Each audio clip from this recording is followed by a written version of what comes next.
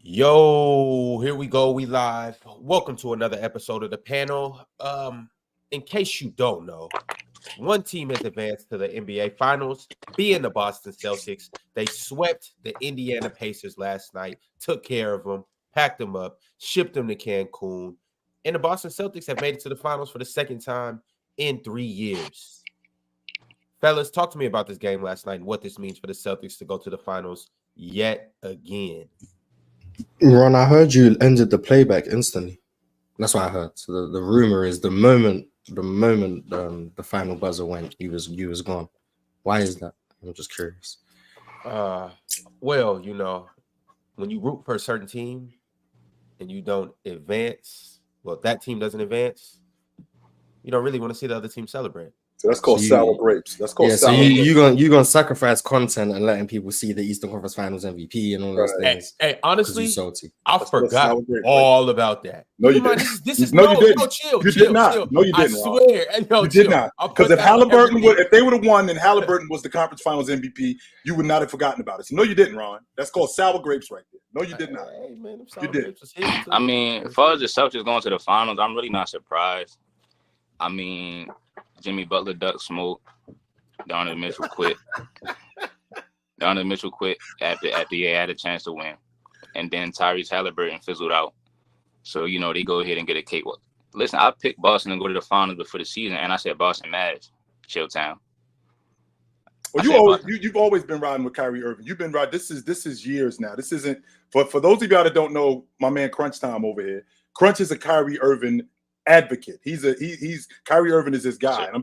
I'm letting you guys know right now. If the Mavs win the NBA championship, Kyrie Irving is the best point guard in NBA history, according to Crunch. In history, 100%. No, I wouldn't say. But look, I'll put him in that realm. He's finally in the conversation. I feel like I'm just gonna be glad that it's gonna be no more excuses for his success. Every time Kyrie did something, we always hear people try to discredit it. I thought he was a team cancer, Chilltown. I thought he wasn't gonna win without LeBron James, Chilltown. Hey, it's been almost a decade, so I mean, eventually you got to do it. So it ain't like it immediately started. But I will admit, Crunch, and I'm not. I will admit that he looks calmer. One, he looks more in control of his game. He looks a lot more confident, and it looks to me like with his game and how he plays off Luka, he's in a different space than he was when he was in Boston. He's in a different space than he was when he's in Brooklyn. He just looks better, and he looks like it fits. Kind of like it's not necessarily what I envisioned, because I did think that Luka needed somebody to play off of, but I didn't think that it would be like this. I did not, and it looks really good. I just honestly firmly believe that he has been doing this since he's been in the league. Every team he went to, I've been trying to tell people how good he is. I've been trying to tell people it's not his fault. They call him a team cancer, a problem. You got to remember, he's playing with guys like KD, who KD just got swept again. So really, you have to look at it and say it's KD's fault. Or Harden, he the one that left out early. Now Kyrie just beat him in the playoffs. So even in Brooklyn, it wasn't Kyrie's fault. Even in Boston, he was doing well. I mean, people just didn't want to give him the credit. I think it's linked to a certain guy from Akron. But at the end of the day, man, you understand why, though. But you understand, even if it is linked to a certain guy in Akron, the reason why is because the most success he's had in the league is with that guy. That's why. Yeah, but that's not his fault, though. That was after his third season. LeBron decided to come and play with him. Right. So, but everybody hold that against Kyrie. But they told him back then, you're gonna have to sacrifice accolades. You gotta sacrifice this if you want to win. Then he does it, win, and then he get held. Then they hold it against him, like as if it was his fault. Like he wanted to play with LeBron. LeBron has a history of playing with guys with talent.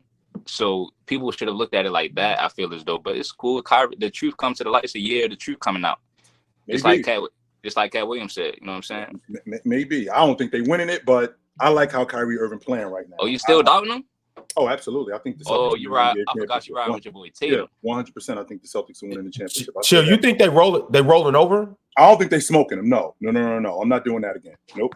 I'm not doing. After what I seen in this series, where everything that the Minnesota Timberwolves threw at them, they had a counter for it, and they don't have a counter for what Dallas is throwing at them. No, I'm not. I'm definitely not. Because Ron, what did I say when I came on here months ago? Right, I said Luka the best player in the world. Right, I said you got the two best skilled players in the league, the two best ISO scorers in the league. I'm not taking anybody over them in the West because you got babies over there and you got choke artists over there. So even though Phoenix put their team together, I've seen a lot of people up here picking Phoenix. Like the chemistry, the roles, like Luka, the difference between Luka and KD, right? Luka can run the point.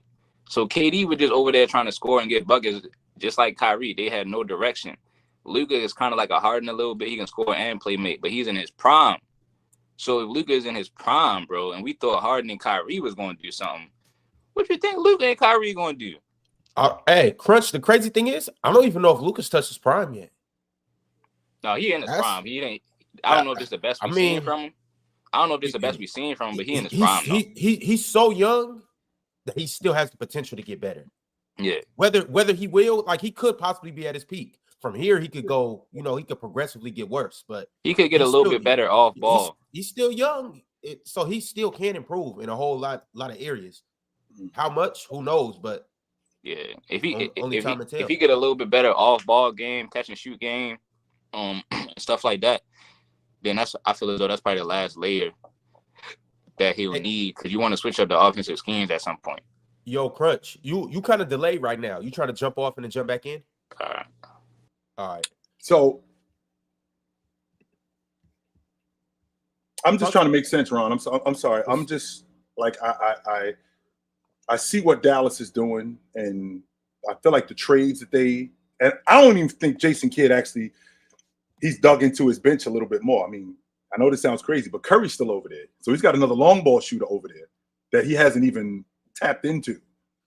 He's got another long ball shooter that can shoot the basketball in Curry that he hasn't even bothered with. So I still think that that's another element that he can tap into. Plus, with Jason Kidd being a lead guard, he knows how to coach lead guards. He knows how to coach Luka.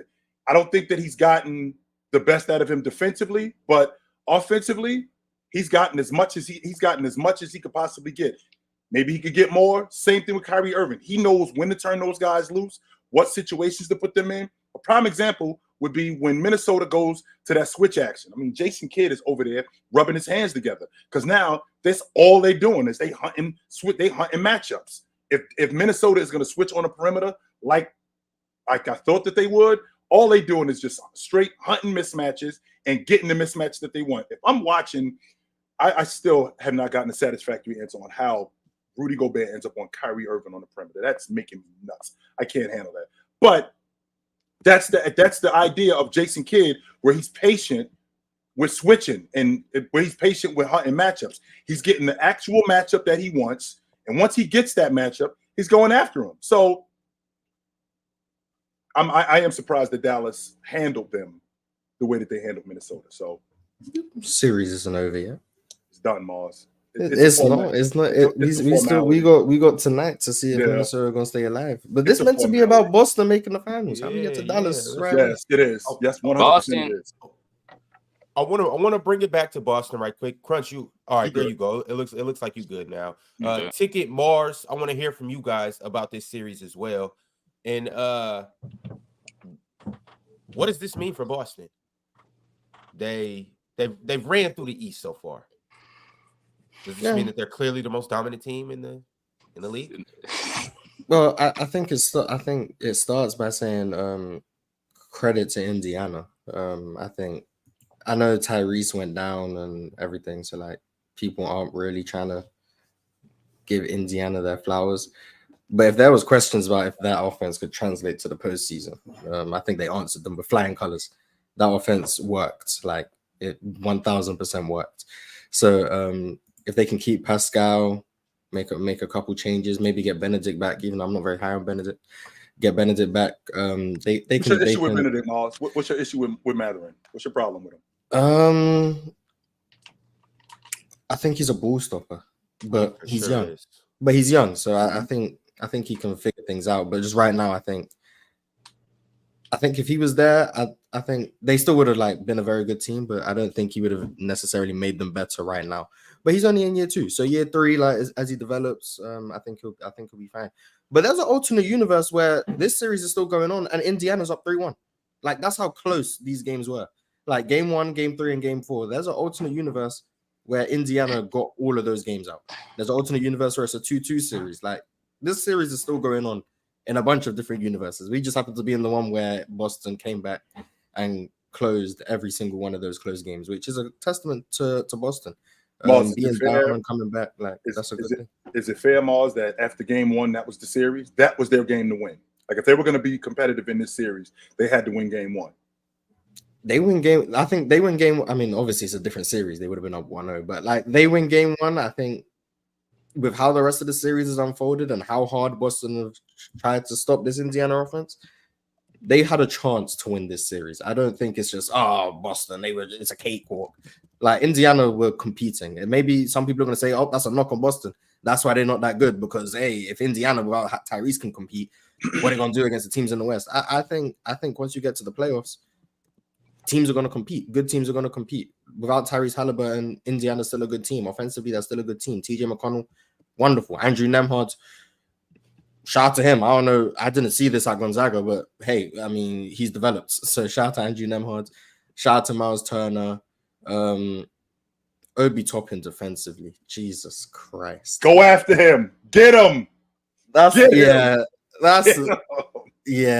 Toppin on defense is something. I'll say that. It's something. No, it's not, Mars. It's actually nothing. That's the problem. That's actually the problem. It's nothing. That's the problem. It's unfortunate because they obviously kept him out there for offense. I remember, I think it was game 3 or one of the games where he didn't close, and I was like, it's because of his defense. He closed this game, and they just went at him play after play after play, and there was nothing he could do. He isn't very good defensively. But to Boston, shout out to Jaylen Brown, Conference Finals MVP. Shout out to him. He played great throughout the whole series. Timely scores. They had no answer for him in transition the whole time. Semi-transition, his ability to just attack defenders routinely. And I've said this, and I don't mean it. I don't want it to sound disrespectful, but I think Jaylen Brown is the best bad shooter who's a good shooter. I seen it on Twitter. I was like, I feel that way, and I've never said it, but now I've seen it on Twitter. I feel comfortable to say it. Like everything about Jaylen Brown indicates to me that he can't shoot, but he can shoot. I don't know. Like, it's probably not making sense. Like when I say it makes sense, Mars. It makes if you're a hooper and if you're locked in, if you're in the basketball world, you know. Like everything is telling me he can't shoot, but he just keeps making jumpers. In the mid-range, it seems like every single one he takes goes in, off the dribble, off the catch from 3. He's sizing you up, and then he's taking step backs, and the release looks hitchy. Like, everything just looks wrong, but it goes in consistently. So, like, shout out to Jaylen Brown for that. I mean, he's made it work. I'm still going to watch him and think every shot's going to miss, and then it goes in. So I want to give him credit. Man, shut up, man. Shut up, man. Shut your mouth, man. I'm tired of hearing you clowns, man. First of all, Chilltown, how much money did Clutch send you? Because your ass is not... You completely sold. I don't know how much money they sent you, dog. Enough. I heard you yesterday giving all that Rudy Gobert pass and stuff like that, talking about everybody else. Something's really wrong with you. You need to be checked into the infirmary immediately. And Mars sitting up here, no, man, shut your mouth. Get to it, Ticket. Get to it, Ticket. Right now. Shut your mouth. I'm getting to it right now, man. Get to it, biggest cakewalk in NBA history. You guys sound like a bunch of jabronis up here giving them a pass. These dudes played all depleted teams. Every single team they played, the star either missed the whole series or half the series, man. And we up here talking about what they did right. The only thing they did right is play teams that had their main guys hurt, or the guys didn't play half the damn series, the main guys. Is that my fault, Ticket? Is that my fault, Ticket, that you can't hold up? Is that my fault? Hold on. Is that my fault that you can't hold up? I didn't say whether it was your fault or not. I just said it's the biggest damn cakewalk in NBA history. There's no reason to even be trying to break this thing down. There's no reason to be trying. Hold on. There's no reason to be trying to break this down because every team they played, they didn't play without their best player. That's unheard of. Every single series, start from Miami. So Jimmy doesn't play the whole series. Then Scary Terry Rozier, who averaged 16 a game, he doesn't play. Series of cakewalk. Then the next series, you play Cleveland. Their best defensive player doesn't play, who made an all-star team, and Jared Allen doesn't play the whole series. So now you ain't got no rim protection. Your rebounding is down, and that hurts your interior defense. Like I said, so he's out, your best defender, and then your best player on your team missed 2 games in that series. He missed half the series damn near. So no credit for that. Then you come to Indiana. You play them in the game. The games are tight, but then they lose Holly half the series and don't have him half the series, bro. So like I said, they don't get no credit, bro. They only get credit until they let them beat one healthy team in the playoffs. And it just goes to show y'all how weak this era is, bro. We still got to win, though, Ticket. This is nonsense what you're talking about. But we still got to win. This is nonsense. This is nonsense what you're talking about. It's not nonsense. Yes, it is, because you still got to win. Yes, you do. See, you still got to. Let me say something to you. Let me say something to you. Let me say something to you, old dude capping for young dudes. See, I'm an OG capping for OGs. Period. You an old dude capping for young dudes. Get it right. So hold on. You are old dude. 100% you are. At least I 100% you are. Old dude capping for old dudes. At least I stick to the hold on. At least I hold on. At least I definitely have not come on with the time. At least I stick to the script. It don't work for you. So but let me say this. Hold on. It don't work for you. Hold on. It don't work for you. I'm on top of this game. So I'm going to say this to you, right? All the players agree with me. When you listen to the players and how they talk, the old school players, the younger players, they don't even respect how dudes is moving. They don't respect how this thing is going. You ask any of the OG players in the game right now, do they respect Boston Celtics run this year? They'll say no. They have no challenges because guys were hurt, and they're complaining about that. When you don't have the competitive spirit, let's go back to Donovan Mitchell for one. Donovan Mitchell. I ain't even gonna start with Jimmy because we really saw him get hurt. So I give him a pass. I don't know what Crunch Time was talking about. He ducked. You ain't ducking when you got hurt the way he got hurt. We saw him get hurt in the play-in. They should have never been in the play-in in the first place. So that is kind of his fault because of how they did during the regular season. You know, they don't take the regular season as serious. So it's your fault you was playing in the play-in. But let's get right to the next series, the Cavs series. Your big man won't take a pain shot to play. First of all, that's cowardly. The team should want to trade him immediately. I won't want a guy like that that's not willing to put something on the line for my team when we trying to win. Secondly, Donovan Mitchell. He quits on the team the last 2 games of the series because he got an issue with the coach. So everybody in the locker room mad at everybody, and he's on some, let me let y'all prove it then since y'all think I'm taking all the shots and I ain't getting nobody else better or making nobody else better. See, these are all the things y'all don't know. These dudes crying, whining like damn, crying and whining like damn babies. That's why I said it's a soft era. Hold on. So now let's get to the conference finals. Tyrese Halliburton. Where the hell is Irvin Magic Johnson calling him the most erratic point guard in the conference finals, which he should have been called? That game 1 was absolutely disgusting from Tyrese Halliburton, and he the one who damn near choked the game up, and shame on Rick Carlisle for not taking that bum out the game. Tyrese Halliburton, erratic play, erratic point guard decisions, cost them games. He helps them at certain points, but he cost them big games. I didn't hear nobody talking about his performance, and then he gets hurt. So again, bro, let's just go to and by the way, Ticket, this is the same injury. This is the same injury he's had all year, by the way. Right. But Chilton, here's my thing. The Celtics are a great team, but they struggled against teams without their best player to beat those teams. Go back and look at those games against Cleveland. They didn't just watch Cleveland out when Spidey went out. So you lost their best defensive player, best offensive player, and them games still went down to the wire. With the Indiana Pacers, you had a backup point guard. And TJ McConnell and them boys. They still pushed y'all to the end of those games. So why are we praising the Boston Celtics for games? They were supposed to blow these teams out. They won 64 games this year. They're supposed to manhandle these teams that are weak. They don't have their best players, but they didn't. That's the only team I saw them do that to was the Miami Heat after that second game. Other than that, all the other teams, bro, they struggled against. Listen, they played, and I'm kind of happy now. But they won, so shut up.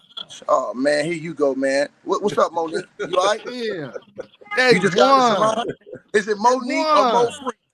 Is it Monique or Mo Freak? Because I know you got something for the honey. They won. They swept them. I don't care if they struggled. 4-0. Cuatro Stero. Hey, but Bob, talk to Grill Town about how your man's got the award and not Tatum. Tatum was salty in that post game. You see Tatum in the post game? He was salty. That's fine. He was salty. Hey, Ron, Tatum was salty. Tatum was salty, yo. That's dumb. That's dumb. I would if I was him, I would have been tight. I would have been tight, but why? I mean, at the same time, I would have been happy for Jaylen. Yeah, I would have been upset. I would have definitely been happy for my brother, but at the same time, I've been like, damn, show me some love. But I mean, that's natural. Show you some love. You should have showed himself some love and made some more shots.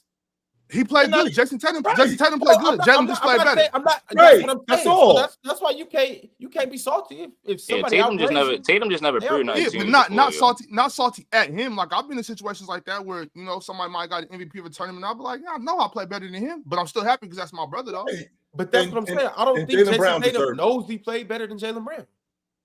I think it's not about that, Ron. It's just about competitive spirit, bro. No, and I get that. Well, yeah, that's why I turned it. Nah, you don't compete with your teammates, dog. You don't compete with your teammates. No, you don't. We're not. Ron, that was a sucker move, bro. You could have stayed on to let Jaylen get his award. But I forgot about the award. No, you didn't. You did not, Ron. Yes, I did. No, you did not. Stop saying that. When did this award get implemented? 2 years ago. Okay, I'm not used to this. I'm used to okay. It didn't get implemented a week ago. You saw Jayson Tatum win it. You saw Jayson Tatum win it 2 years ago. Who did you see win it last year? You saw Jimmy Butler win it last year, right? So don't act like this just happened a week ago. And you're like, well, damn, I forgot all about it. You've seen it going on, Ron. And on top of that, if the Indiana Pacers would have won this series, not only if they would have won this series, if they were on their way to winning this series, you would be up here screaming on us that Tyrese Halliburton is the conference finals MVP. But the fact that they got mocked out the playoffs, now all of a sudden you have amnesia, or as the chat would call it, dementia town. Get the hell out of here. You knew. You just got up out of there. That's all you did. Chill. That's what happened. Chill. Y'all just be lucky that we was depleted, all right?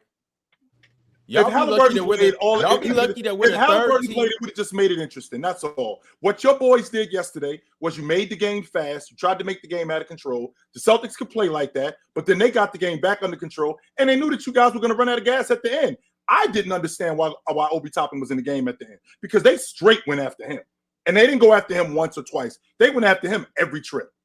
I think Jayson Tatum let him off the hook with that long ball. I'm like, yo, you can get by him whenever you feel like it and get right to the rim.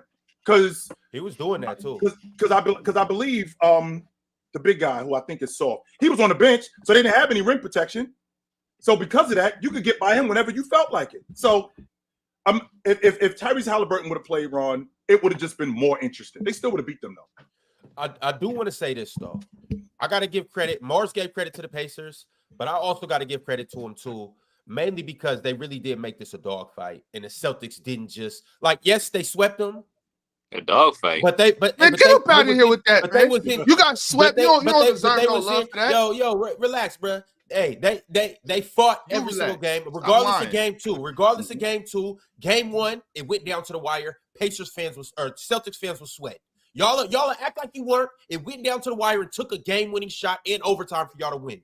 Game 3, it went down to the wire. It took Drew Holiday to have to turn up in the last 2 minutes for y'all to gain the lead with a minute left.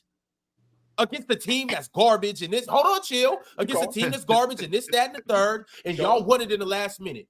Cool. I'll give you props. Hold on, Crunch. Hold on. Keep going. Last night, the Pacers controlled the whole second half of the game. It took the Celtics until the last 2-3 minutes to take the lead. Derek White hit that big three in the corner.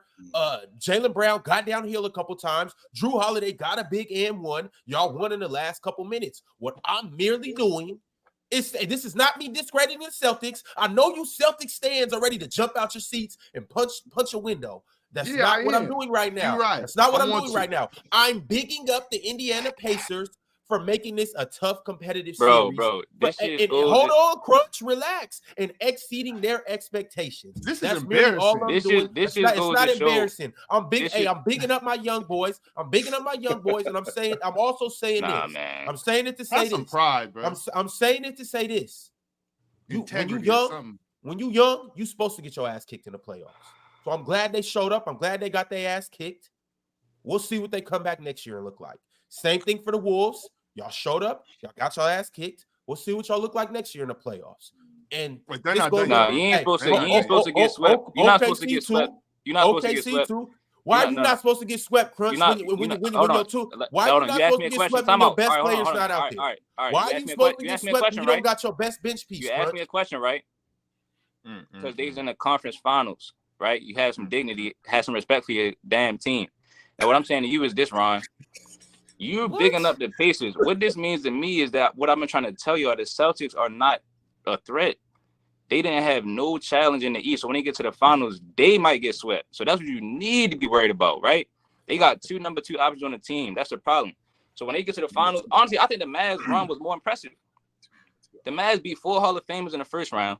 Second round, they beat the first seed, who should have been the MVP. And they just beat the Timberwolves. Timberwolves had the best defense, all type of stuff going on. So the Celtics actually in for a real rude awakening. So I don't want all this praise to go in their name right now. They're gonna get too comfortable. I want to at least see a competitive finals, bro. But I'm actually worried they're gonna get swept like LeBron from 2018. Because remember, LeBron ain't play nobody in the East, and he goes to the finals. You know what I'm saying? So we need to really run up on a bomb squad. Not the same thing. It's not the same thing. You run up on a bomb squad. The Mavs a bomb squad. No, they're not. They got a damn good team. They got a damn good team. And the Mavs got twin towers in the paint. So Tatum and Brown, if they try to drive to the paint, it's not gonna be no laughing matter down there. They don't got the same layup package as guys. Jaylen's gonna be dunking on that young boy. All right, good. That's cool. We're gonna see. Yeah, definitely we are. Because look, we just swept Anthony Edwards. What do you think he's finna do with Jaylen Brown? What you're finna do with Jaylen Brown? Nothing. I'm just saying, like I watched your first and foremost. I watched your boys when y'all played against. I watched. Well, this is before Kyrie Irving. Kyrie Irving was out with injury, but I watched y'all play against them earlier this year. And Coach Mazzulla, he did a real good job in putting Luka in constant action. And I don't mean just giving Jaylen Brown the ball on the wing and letting him go one-on-one against Luka. No, that's not constant action. I'm talking about making him defend. I'm talking about running action where you're getting Luka to run around screens, where you're getting Luka, you're hunting mismatches, where Luka is the one that we're looking for. And you ultimately get Luka in that action where the shot clock is down to like 10, 11, and now you get Luka in the space where you want him in. And if you're doing that on a consistent basis, which is what they did the last time they played them in Dallas. I ain't even talking about when they smoked them in Boston. I'm talking about in Dallas. When you're doing that on a consistent basis, and you got a guy like Daniel Gafford who's protecting the rim, who does do a good job in blocking shots. I won't argue that, but he's really foul prone, and he makes a lot of dumb fouls. So when you got a guy like that, and you going in there and you beating up on a big man like that, now that makes your team way more vulnerable than it would have been if you wasn't. So I don't think this is going to be what you think it is. I'm not going to say that it's going to be a cakewalk, Crunch. I'm not saying that. But it's different when you got Kyrie, though. So now you got Kyrie, you got to worry about both of those guys. Who's going to guard these people? Like you have. I think they're going to put Derrick Jones Jr. on Jaylen Brown, right? So first of all, Jaylen Brown got no left hand, and Derrick Jones Jr. is left-handed. That's just not true. That's cool. What the hell that got to do with him being left-handed? You just said Jaylen Brown don't got a left hand. Derrick Jones Jr. is left-handed. Because it's how you play defense. You can see. So you know, Crunch. You know, if I'm looking at you, you know that your left hand is in front of my right hand. You know that, right? You wouldn't understand. How I wouldn't understand? You do understand that I'm facing you, that my right hand is in front of your left hand. You can't guard me. You can't guard me. How about that? Crunch, I see how slow you be moving. You too little to move that slow. You too little to move that slow, Crunch. I am slow. You better keep picking on them fat boys and leave me alone.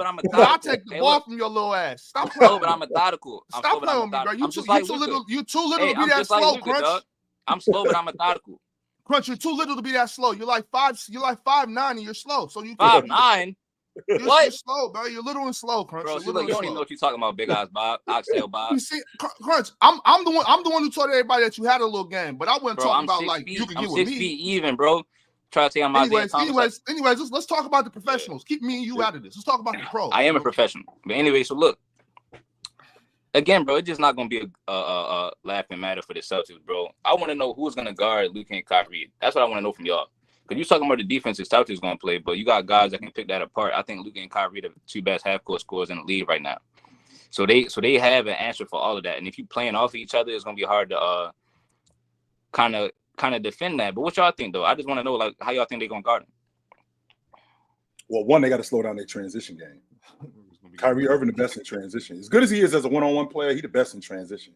And in half court, you can't. The thing about Kyrie closing out on the low side, when he goes to that weak hand, he's just as good with that weak hand as he is with his strong hand. So closing out on the low side and him going over the top, 2 dribble pull up or 3 dribbles to the weak hand, going in there and finishing over big guys, that's going to be a problem. So if you're going to have to give something up to Kyrie Irving, I'm more willing to give up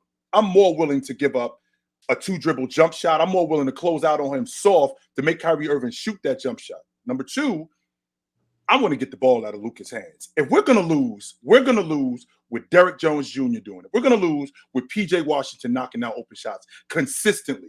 Luka, that somebody else has to do it, and somebody else has to do it on a consistent basis. We got to get that ball out of Luka's hands. So when you're blitzing Luka and you hitting Derek Lively, who I hope he's available, if you're hitting Derek Lively in the short roll or you're hitting PJ Washington in the corner, make them dudes make shots. That's it. Make those dudes. And if they make shots, tip your hat to them. Fine. Absolutely. But we can't have Luka 39, 19, and 18, stuff like that. We can't have that. No. That's going to happen regardless. We can't have Kyrie Irving 32, that's 7, and 7. We can't have that.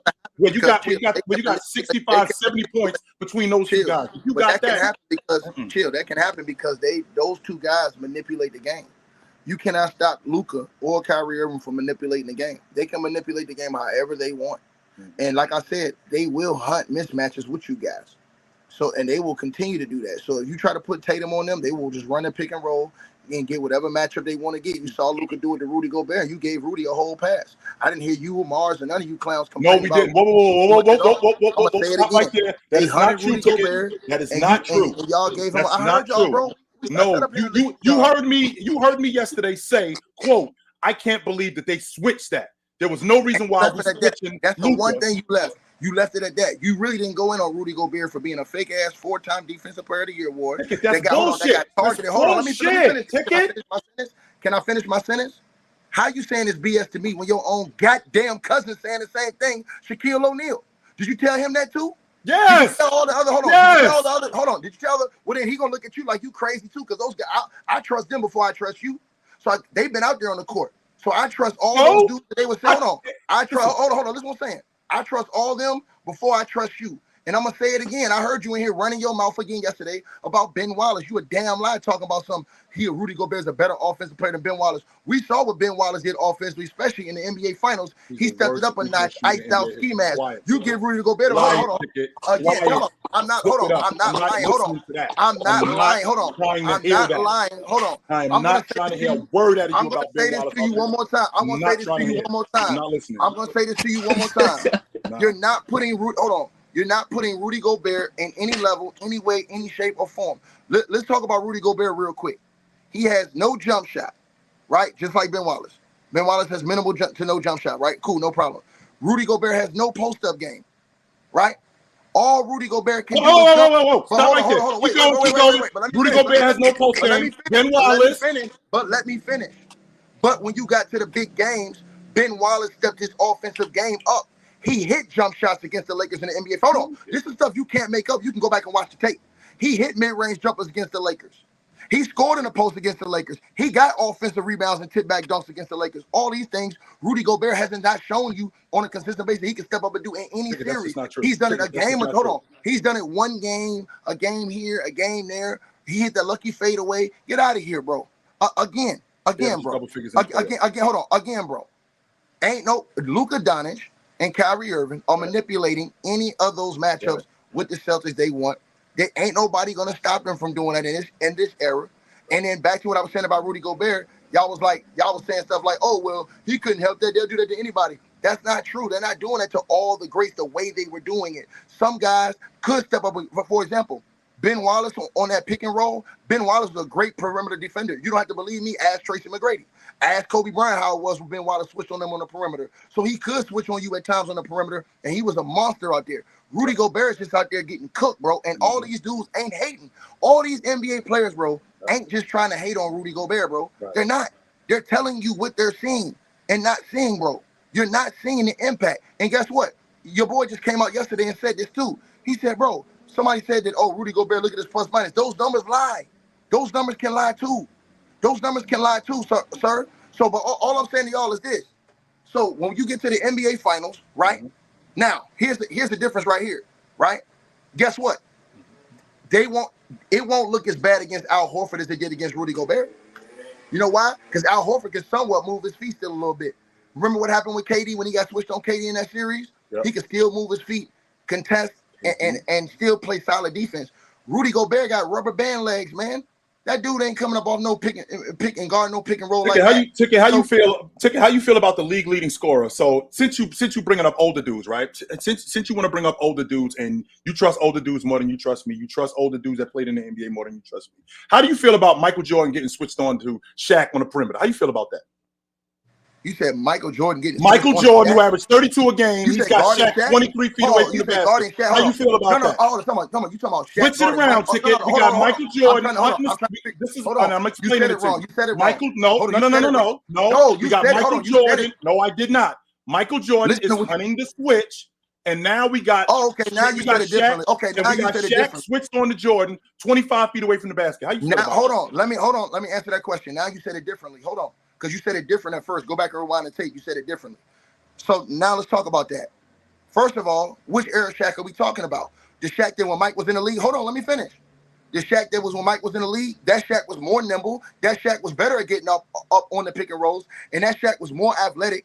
And he had way better body control than Rudy Gobert. That was the same Shaq that was getting the ball, put it on the break, doing windmill or doing 360s on the break. That was the same Shaq going coast to coast like Jokic is doing now. That was the same Shaq that was able to move his feet, recover, and block shots. So sit down, shut the hell up. Whoa. That's not enough. That's not enough. Nope, that's not enough. Because what you just told me about him being an athlete. I'm asking you. This is Shaquille O'Neal, who was one of the worst. He was one of the worst pick and roll defenders in the game. He switched on to Michael Jordan, the best scorer in the game, which is what Rudy Gobert was switched on to in the meat and potatoes of the game. He switched on to Michael Jordan, the best scorer in the game, 23 feet away from the basket, and he has to cover him. He's got to get down in the stands. He's got to move his feet. He's got to move his feet, and he's got to cover Jordan. So let me hold on. That's what you're telling me. I'm gonna answer your question right now. So I'm just gonna put your ass in the casket because you already halfway there. You already halfway there. So let me say this to you, right? So check this out. Right? So why he ain't do it during the series then, sucker, when they played him in the playoffs? Why he ain't hunt Shaq? Why they ain't hunt Shaq every single possession? Are you goofy? If it was that easy, why they ain't do it then? They swept him, Ticket. I said why he ain't do it. They swept him out the playoffs. I asked you why he ain't. And one of the main reasons why he swept them out the playoffs was because Jordan was frying them. You a damn lie, man. What are you talking about? Well, I said why he ain't hunt Shaq. So now what we're talking about is something completely different. No, you was talking about Shaq. You was talking about Shaq and Michael. Hold on. You was talking about Shaq and Michael Jordan. I asked you a question. They played in a series 2 times, right? Right. Why didn't Mike continuously hunt Shaq if they had such an advantage like they did against Rudy Gobert in his past series? The reason why is because the coach of the Orlando Magic knows better than to have Shaq on the Michael Jordan 23 feet away from the basket. He doesn't want that matchup. That's why. No, I said why they didn't hunt him. I'm answering your question. Because the coach knows better, and he's not going to put Shaquille O'Neal in a situation where he has to cover Michael Jordan. It don't matter. Hold on, chill. This is where you lying to the people. Hold on. This is where you lying. I'm lying to the people. It don't matter. Hold on. Let me say this to you. It don't matter where the coach puts Shaq at on the court. All Mike got to do is call Shaq's man up to come set a pick and roll, and he can manipulate that action anytime he wants. So that's a lie right there. That's not true. You got caught in a lie right there. That's not true. That's not. If he can manipulate if he can manipulate that action, first and foremost, why didn't he do it? Shaq is one of the worst pick and roll defenders. Okay, so let me ask you a question. By the Utah Jazz. Let me ask you a question. I want to get back to the point here. The point here is you don't switch 1s and 5s, Ticket. Who did you see manipulate? Hold on, but who did you see manipulate Shaq? You do not switch 1s and 5s. That's why when you have your best defender in Jaden McDaniels, they're hunting that switch, which, by the way, was a ghost screen. You don't have to switch that. Okay, let me ask you a question. And if he ends up covering him and he doesn't switch, he gets downhill and he scores, and we go into overtime. And that's the end of it. You don't switch Rudy Gobert 30 feet away from the basket onto Luka Dončić, the best scorer in the game. Out of all the teams Orlando played in the playoffs when Shaq was with him, why didn't they exploit Shaq in the pick and roll constantly? Utah did it. That's why they swept him out the playoffs. No, I said in Orlando, fool. I did it. I said in Orlando.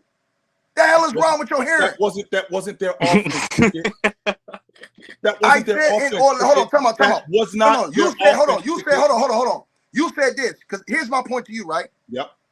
If Rudy Gobert played back then, they would constantly hunt his ass. Really? That weak ass dude, they would. Are they hunting him like they hunted Dikembe Mutombo? Man, come on, bro. Really see much come on, man. Come on, man. Really? Okay, I gotta intervene. Ron, they didn't hunt nobody else, Ron. I gotta intervene because we gotta get to these super chats, y'all. Y'all, let me get through these.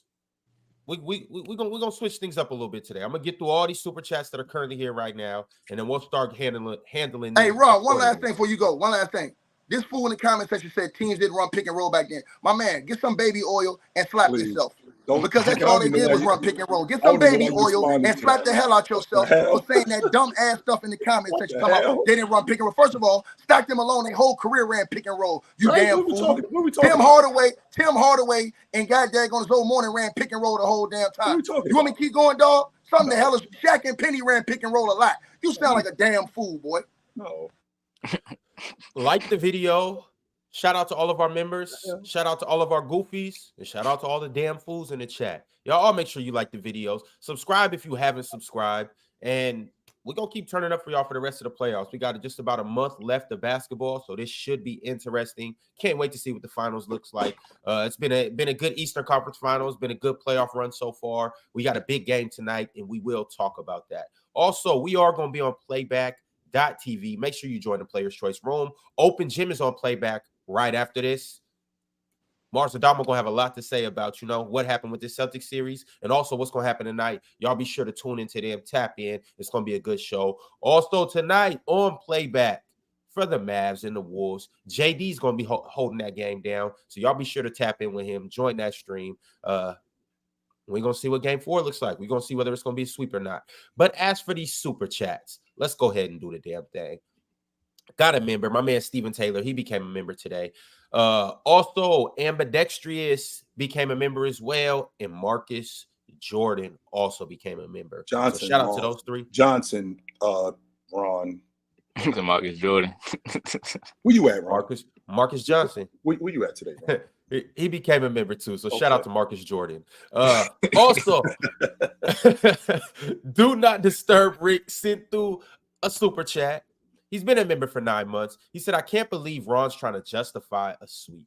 Yeah, you sick for that, Ron. And y'all let giving my boys credit. Y'all credit. You sick for that for giving it. They don't deserve no credit. And Chilltown, you come up here fooling people, putting on glasses and using big words like T.I. thinking you smart. Nigga, you ain't smart, fool.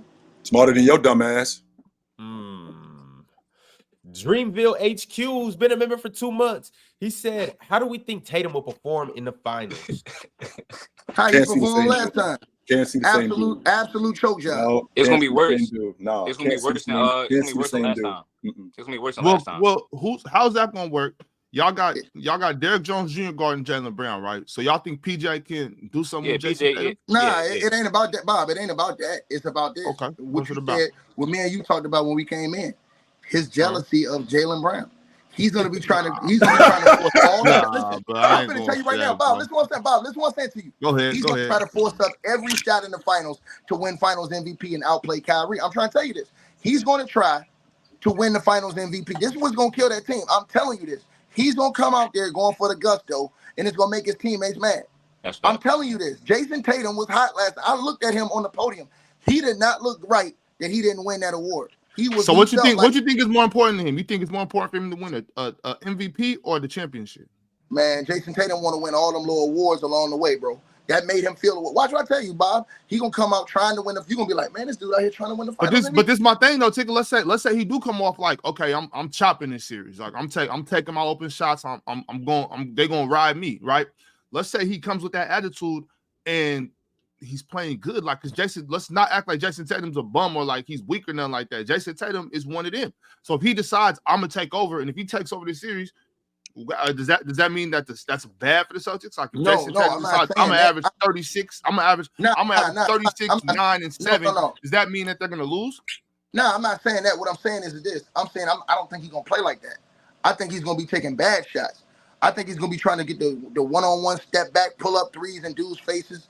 You know what I'm saying? And trying to just do crazy stuff. I think he's going to try and go for the gusto to make sure he gets the finals MVP award, because what's the worst thing for you not to win the conference MVP and then not win the finals MVP if y'all win the chip for Jayson Tatum?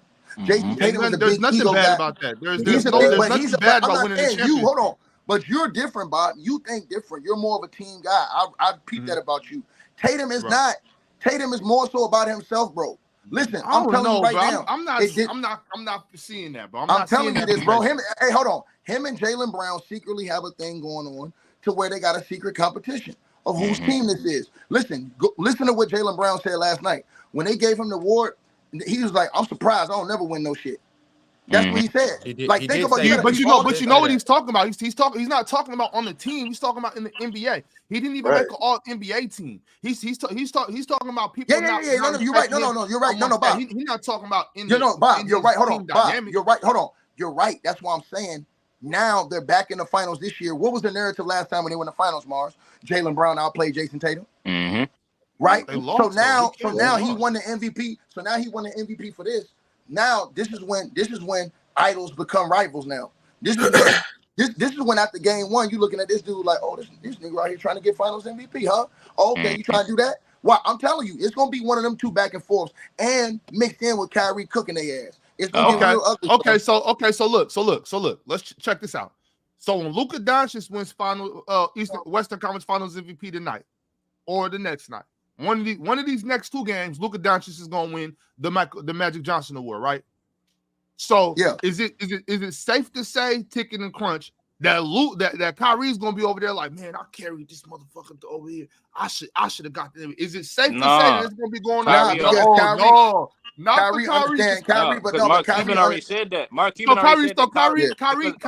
Kyrie didn't leave. Kyrie didn't leave LeBron because he was tired of being his. No, that's not why he left. No, he left. Hold on, he left LeBron. He left LeBron James though, and Mark Cuban already said that Kyrie is cool with accepting the fact that he accepted the fact Luka team. I swear. Hey, Crunch, he left LeBron. He left LeBron because he didn't choose to be in that situation. Right. He was forced to be in that situation. With Luka, he re-signed and stayed with the Mavs. So he re-signed and stayed with them. He put himself in that situation. So he knew Luka was the guy. See, with LeBron James, LeBron waited till he signed that contract and now fucking home in Cleveland. Yeah, hey, look, they backdoored Kyrie. They backdoored Kyrie. I feel like I need to throw up. They backdoored Kyrie. They drafted number one and refused to actually build around him. Now it's all about LeBron James going forward. Facts. So now, and then he hit the biggest shot in NBA. He hit the biggest shot. He hit the biggest shot, and LeBron walk around with the Ultimate Warrior. Look at it, Crunch. Look at it, Crunch. Yo. I can't breathe, bro. What? Hold on, Ron. I can't breathe. This time is y'all mad, Ron? This is making some sense. Y'all mad? Ron, you ain't making no damn sense. Hey, Ron. Chill. Don't you get jealous that Tay Diggs up here. Don't you get jealous. You sit your ass down somewhere. No, look. They drafted him number one, right? They drafted the worst pick I ever seen in my life in Anthony Bennett, right? Then they drafted a good number one pick, Wiggins. But they don't let him build around Kyrie, though, so they don't even – so then what LeBron does is he signs to Cleveland, trade Wiggins, bring Kevin Love, and steal Melo players from New York. So now you bring in a team that's literally all about LeBron James. On top of that, every year it's next year we're gonna bring for LeBron James. Who LeBron want? We think about trading for Paul George, get Kyrie out of here. It's all about LeBron James. But he, like Tigger said, he ain't asked to be in that scenario. Mark Cuban just said though that Kyrie accepts the fact that it's Luka's team. You know what I'm saying? He's cool with dropping 12 points, 9 points if they're gonna win the game. He said that. He said this himself in his post-game interview. So I don't think it's the same thing with Tatum and Brown. And Tigger, remember early in the season, Jaylen Brown liked that tweet that said that remember you made that video? Yes. That's why I'm telling the Ox. See, they don't see all that stuff, bro. That little inside stuff is what's gonna destroy them now that they're back in the finals, because they're gonna remember what happened last time. And I'm gonna tell you guys, man, as soon as they lose the game, bro, it's gonna be that little inner, like, back and forth beat. They're gonna try and make it seem like it's not happening, but dudes start to get jealous over situations like that, man, because Tatum feel like it's his team. I'm gonna tell y'all something, Chilltown. If the Celtics win and Jaylen Brown win the Finals MVP, Jaylen Brown is not going to be walking around here like he's the second fiddle no more. He's going to be walking around here like he's numero uno, like he's the final boss, like I don't think he does. I don't think he does walk around like the second fiddle anyway. I don't think he plays Tatum, but Tatum cares about being called the best. Yeah, but hold on. Do you think Jayson Tatum's cool with that, Bob? Do you think Jayson Tatum is cool? Do you think Jayson Tatum would be cool if people were saying that Jaylen Brown was Tatum wants to win basketball games? I don't think Jayson Tatum gives a shit about if you or Crunch say who's better between him and Jaylen Brown. I think Jayson Tatum is good enough and confident enough that he believes he's the best player on that team. I ain't hear him saying Jaylen Brown should be the MVP. He understands. Why did he have to say? He didn't say he should have been the MVP neither. What are you talking about? No, Tatum already said he think he's the best player in the league though. He's in that conversation and he's earned that. He said he's the best in the league, though. No, I ain't hearing him say Jaylen Brown up there. Conversation and I ain't never heard How he earned it? Brown on his level. What do you mean? How did he earn it? From improving every year, from helping his team go deep into the playoffs. What are you talking about, Crunch? Now what you trying to sell me? And we are not going here, Crunch. The way he earned it, the way he earned it is by improving every year. Not only improving every year, by making an all-star team, by making an all-pro team, by performing in the playoffs. He did that every year. Now, sure, other people that's doing that though. No, I didn't. So sure, he didn't perform in the NBA Finals like he should have. But Jaylen Brown has just emerged in the last couple of years as this guy. Jayson Tatum has been this for like the last 3 or 4 years. Now let's be clear. Jaylen Brown, I believe it was in 2020. I think that was the first year he averaged 20 a game. That was in year 4 for him. Well, think about it like this, right? Jayson Tatum at that point was already doing what Jayson Tatum does. Hold on. That's during the regular season. But Jaylen Brown was like 17. Right. He was. I'm not saying that he was like 12 or 13 a game. I'm not saying that. I'm not saying that he was garbage. No, I want Mars has something to say. Hold on. I gotta move on. We got super chat. Ron, stop killing a good conversation, man. Ron, No. I'm standing on business right now. No, chill. Don't do that. Remember, I'm an L host when I don't read super chats when they live in the moment. So I'm doing that right now. Mars. Say what you gotta say. No, yeah, I am. Say what you gotta say, Mars, and then I gotta read these super chats. I got 2 hours. I got it. No, we don't got 2 hours because we waited for the last 30 minutes, and I gotta squeeze everything in. Mars, say what you gotta say, and then I gotta read these super chats. Ron, you said what? 2020 is the first year Jayson Tatum averaged 20 as well.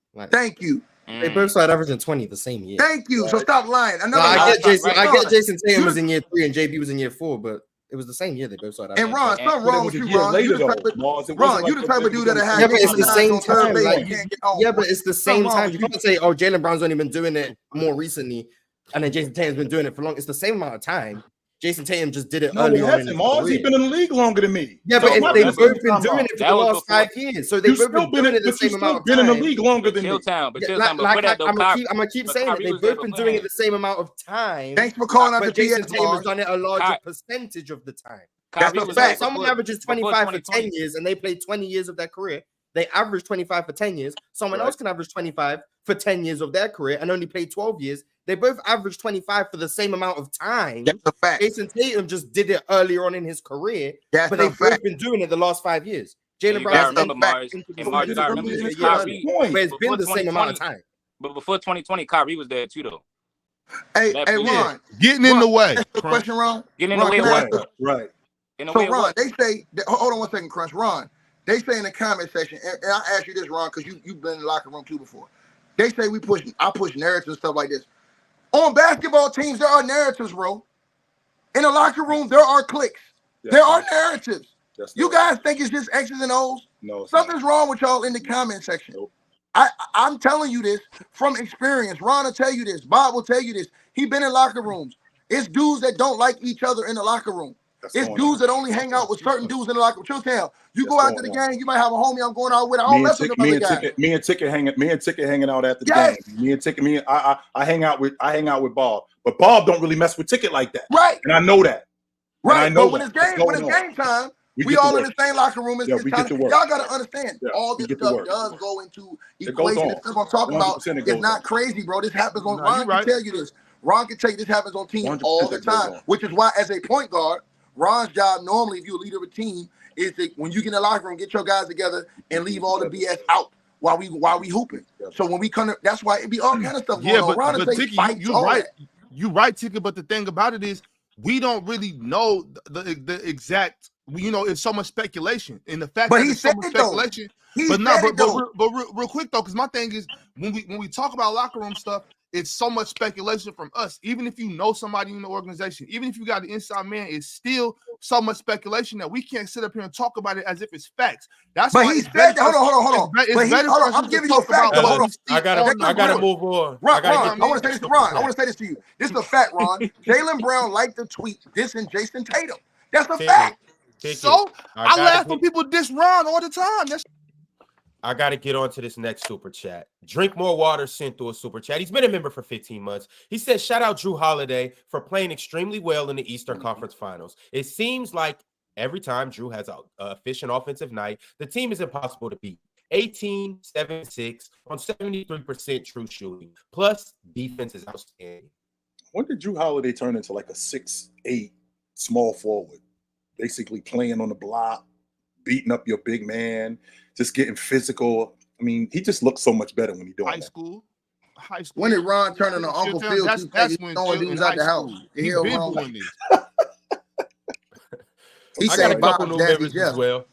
Mully77 became a member, and Zulu also became a member. Shout out to both of them. Y'all should follow in their footsteps. Become a member if you haven't, and join that Hall of Fame tier. That's probably where you want to be. Hardwood Heavyweights been a member for 10 months. He said the Mavs about to smoke the seas.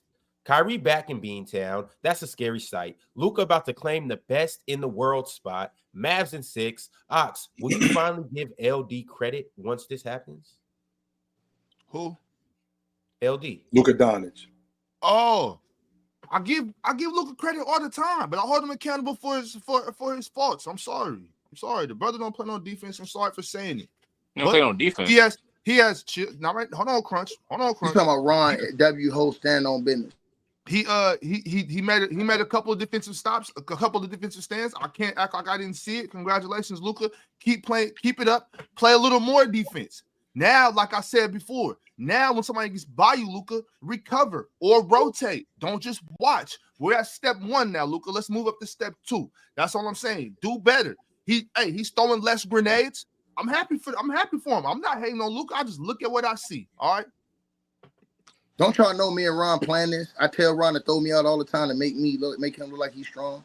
Don't give it up, Ticket. Don't give it up. Ticket, what you doing? No, don't do that. No. Hey, Ron, mind control, man. Mind control, man. Ticket, you was not supposed to get mind control, man. He went 2 times, said chill. We ain't forget about all that shit you was talking about, Kyrie. Yeah, you said he was unstable, all this other stuff. He was unstable for a time. It's interesting how when we got a guy who looks much better now, and I won't argue that. But throughout the past 7 years, we've had issues with him. But now all of a sudden, he's looked much better. What was the issue, Till Time? What the issues were exactly injuries, underperformance, being unstable, all of that sort of stuff. That was going on with all the crews that he was on. That was going on. And if you deny that, Crunch, you're lying. Well, how he underperformed? Is he back to being stable? How is he unstable? He looks a lot calmer. He seemed like he's stable, and he was stable on his decision. He looks a lot calmer. He matured. Yeah, he looks a lot calmer. His game looks a lot more. His game looks way more under control. He's been healthy. What is he doing that's different though? He's been healthy. Not only has he been healthy, he just looks a lot more at peace with himself. He's rocking. And because of that, that's not gonna fly. See, I can't accept that, Showtime. You don't have to. It's the truth. Because what was so unstable about what he was doing, and what's different about his game? I'm looking at him, right, and I've been trying to tell people he's been doing this since every single season he's been in the league. You can say he's unstable. Why? Because he didn't want to take the jab. That sounds like a stable decision. I ain't even talking about the jab. Okay, let's take the jab off the tape. I ain't take the jab. I didn't take the jab, so I ain't even on that. No, I'm not on that. I'm on him throughout the course of what was going. First and foremost, when he was in Cleveland, why did he want to leave? Why do you think he left Cleveland, Crunch? In your estimation, Ticket was just explaining it like he was literally put in a situation that he didn't ask to be in. Right. So you want to at least see what it's like to kind of be in control of your own destiny versus you on a team to where everybody making all these decisions around you. You don't deserve that. You didn't get a chance to have your own team. Right. So then he goes to Boston. He had his own team, but there's no other All-Stars on his team. His second best player get injured on the first play of the season. They still a top 4 seed in the East back-to-back seasons. That sounds like an MVP candidate to me. Nobody want to give him credit for that. Oh, he's a failure in Boston. Why? Because he went to the second round. Let me ask you this. Just one question. What's the difference between what Jaylen Brunson did? No. Tell the rest of the story, Crunch. What happened that year? Keep going, Crunch. Keep going, Crunch. You took him to the second round, just like Jaylen Brunson did. Not in the first year, he didn't. No, hold on. He got hurt the first year. Yeah, exactly. So right. So he got hurt the first year, right? Right. And they went to the conference finals. What I'm saying to you is this though. The second season when he comes back and they bring Hayward back, first of all, Right. they brought Gordon Hayward back. That messed up the Right. chemistry, Mm. right? So how is it Kyrie fault if he was the top seed in the East the year before he got hurt? Now they blame it on Kyrie because Gordon Hayward comes back, but they still go to the second round, right? I want to ask you this: what is the difference between what Jalen Brunson is doing, Right. and what Kyrie Irving did in Boston? What's the difference? in what Jalen Kyrie played poorly in the second round. That's the Well, not only that. Not only that. There were less issues with Kyrie Irving. There were way less issues with Kyrie, even though those guys in Boston loved him. But there were way less issues. So we got Kyrie Irving telling everybody that he's going to stay in Boston and he wants to stay in Boston only except he walks out the front door. He said, "If you have me," he said, "If you have me." He said he was going to stay in, but I don't want to. No. Now what you're doing is you're mincing words. Now you don't. What do you mean? If you'll have me, why wouldn't they want to have him? So explain this, Crunch. Why wouldn't they want to have him then? Explain this. If he's as good as you say he is, why wouldn't they want to have him then? What are you talking about? Exactly what I just said. Why? If you'll have me, why wouldn't I want to have you if you're that good? What was the problem? Boston was about to sign him. Danny Ainge said it's like a marriage. He said it's like a perfect marriage waiting to happen. We're trying to bring Kyrie back. That's what he said. Now the whole problem is that the Boston fans didn't appreciate him. The teammates on Boston didn't want to listen to him. You realize you playing alongside Jaylen Brown and Tatum, two guys that want to be the number one. Maybe he wanted to get out of the way and let them grow, just like how he wanted to grow when he was in Cleveland. But then he goes to Brooklyn, right? Even when he goes to Brooklyn, KD didn't play the whole first season. So anybody talking about him being injured. Second season, KD in and out of the lineup. Kyrie plays a majority of the games the second season in Boston. They the second seed in the East. Nobody says nothing. Then they actually beat the Celtics in the playoffs, right? The next year, Harden leaves. Mandate don't make sense. Harden leaves. Ben Simmons don't play. So it's all this stuff going on around Kyrie. And stop right there, Crunch, because once again, you're leaving stuff out. Crunch, rewind back to the 2020 season. KD doesn't play. Don't keep going. What happened to Irv? Cool. What happened to Irv? Got hurt at the end of the season. And what happened to Brooklyn? Kyrie got hurt at the end of the season, bro. And what happened to Brooklyn? They were the seventh seed. They still made the playoffs. No, in 2020 they missed. What is that? No, they made it. Yeah, they made the playoffs. Right, that's what I'm saying. So by KD and Kyrie being hurt, right? So KD and Kyrie again. Right? Why is Kyrie the only one getting blamed in that scenario? Because remember, when it was time to go to the bubble, they both didn't want to go, even though KD was basically back healthy. He waited till the next season, right? Harden went down first. Giannis injures Kyrie. KD can't get it done. All this stuff is going on. He did not do that. That was inadvertent. Kyrie Irving, and in the season after that, Kyrie Irving comes out and drops 40 on the Celtics. KD sells the game at the end of this game. Right. Then they come out on this platform that he quit during the middle of the series. Oh yeah, Mike James, I'm gonna be there at the end of the playoffs. He'll probably be there soon. What that means is he quit on the series. Kyrie Irving has finally gotten away from LeBron James and Kevin Durant. He's playing the same exact brand of basketball. Kevin Durant that he asked for. He said he wanted to play with Kevin Durant, by the way. He's playing the same exact basketball. Did we lose him? We still got. My bad. Somebody called me. No, you good. Somebody called me. My bad. Look, he's playing the same exact basketball he always played. 26 a game, 25 on 50, 40, 90. What's the difference? He just looks a lot calmer this season. Of all the time, a lot of, and I don't think that you understand that, Crunch. When you're playing with a dude who is a lot more in control of his emotions, his game changes. And I don't mean his game changes in the aspect of his ball handling, anything like that. No, I'm talking about his mental game changes. Kyrie Irving's confidence is a lot higher than what it was when he was running with them other dudes. He just looks different now than what he did in the past. Way different. And he looks more. Chill. I do want to say he does look better. But, I don't want to say he looks better because Kyrie's always been this good. I don't see a difference between Kyrie now and the last time he was in the finals. His game, in terms of his game, ball handling, his jump shot, all of that stuff looks the same. I won't argue that. So you saying he's a superstar? So you saying he's a superstar? You said he wasn't a superstar though, Chilltown. I don't ever remember saying that Kyrie Irving wasn't a superstar. So if he's a superstar, see, man, listen. I don't know. I'm just saying that man King James, bro.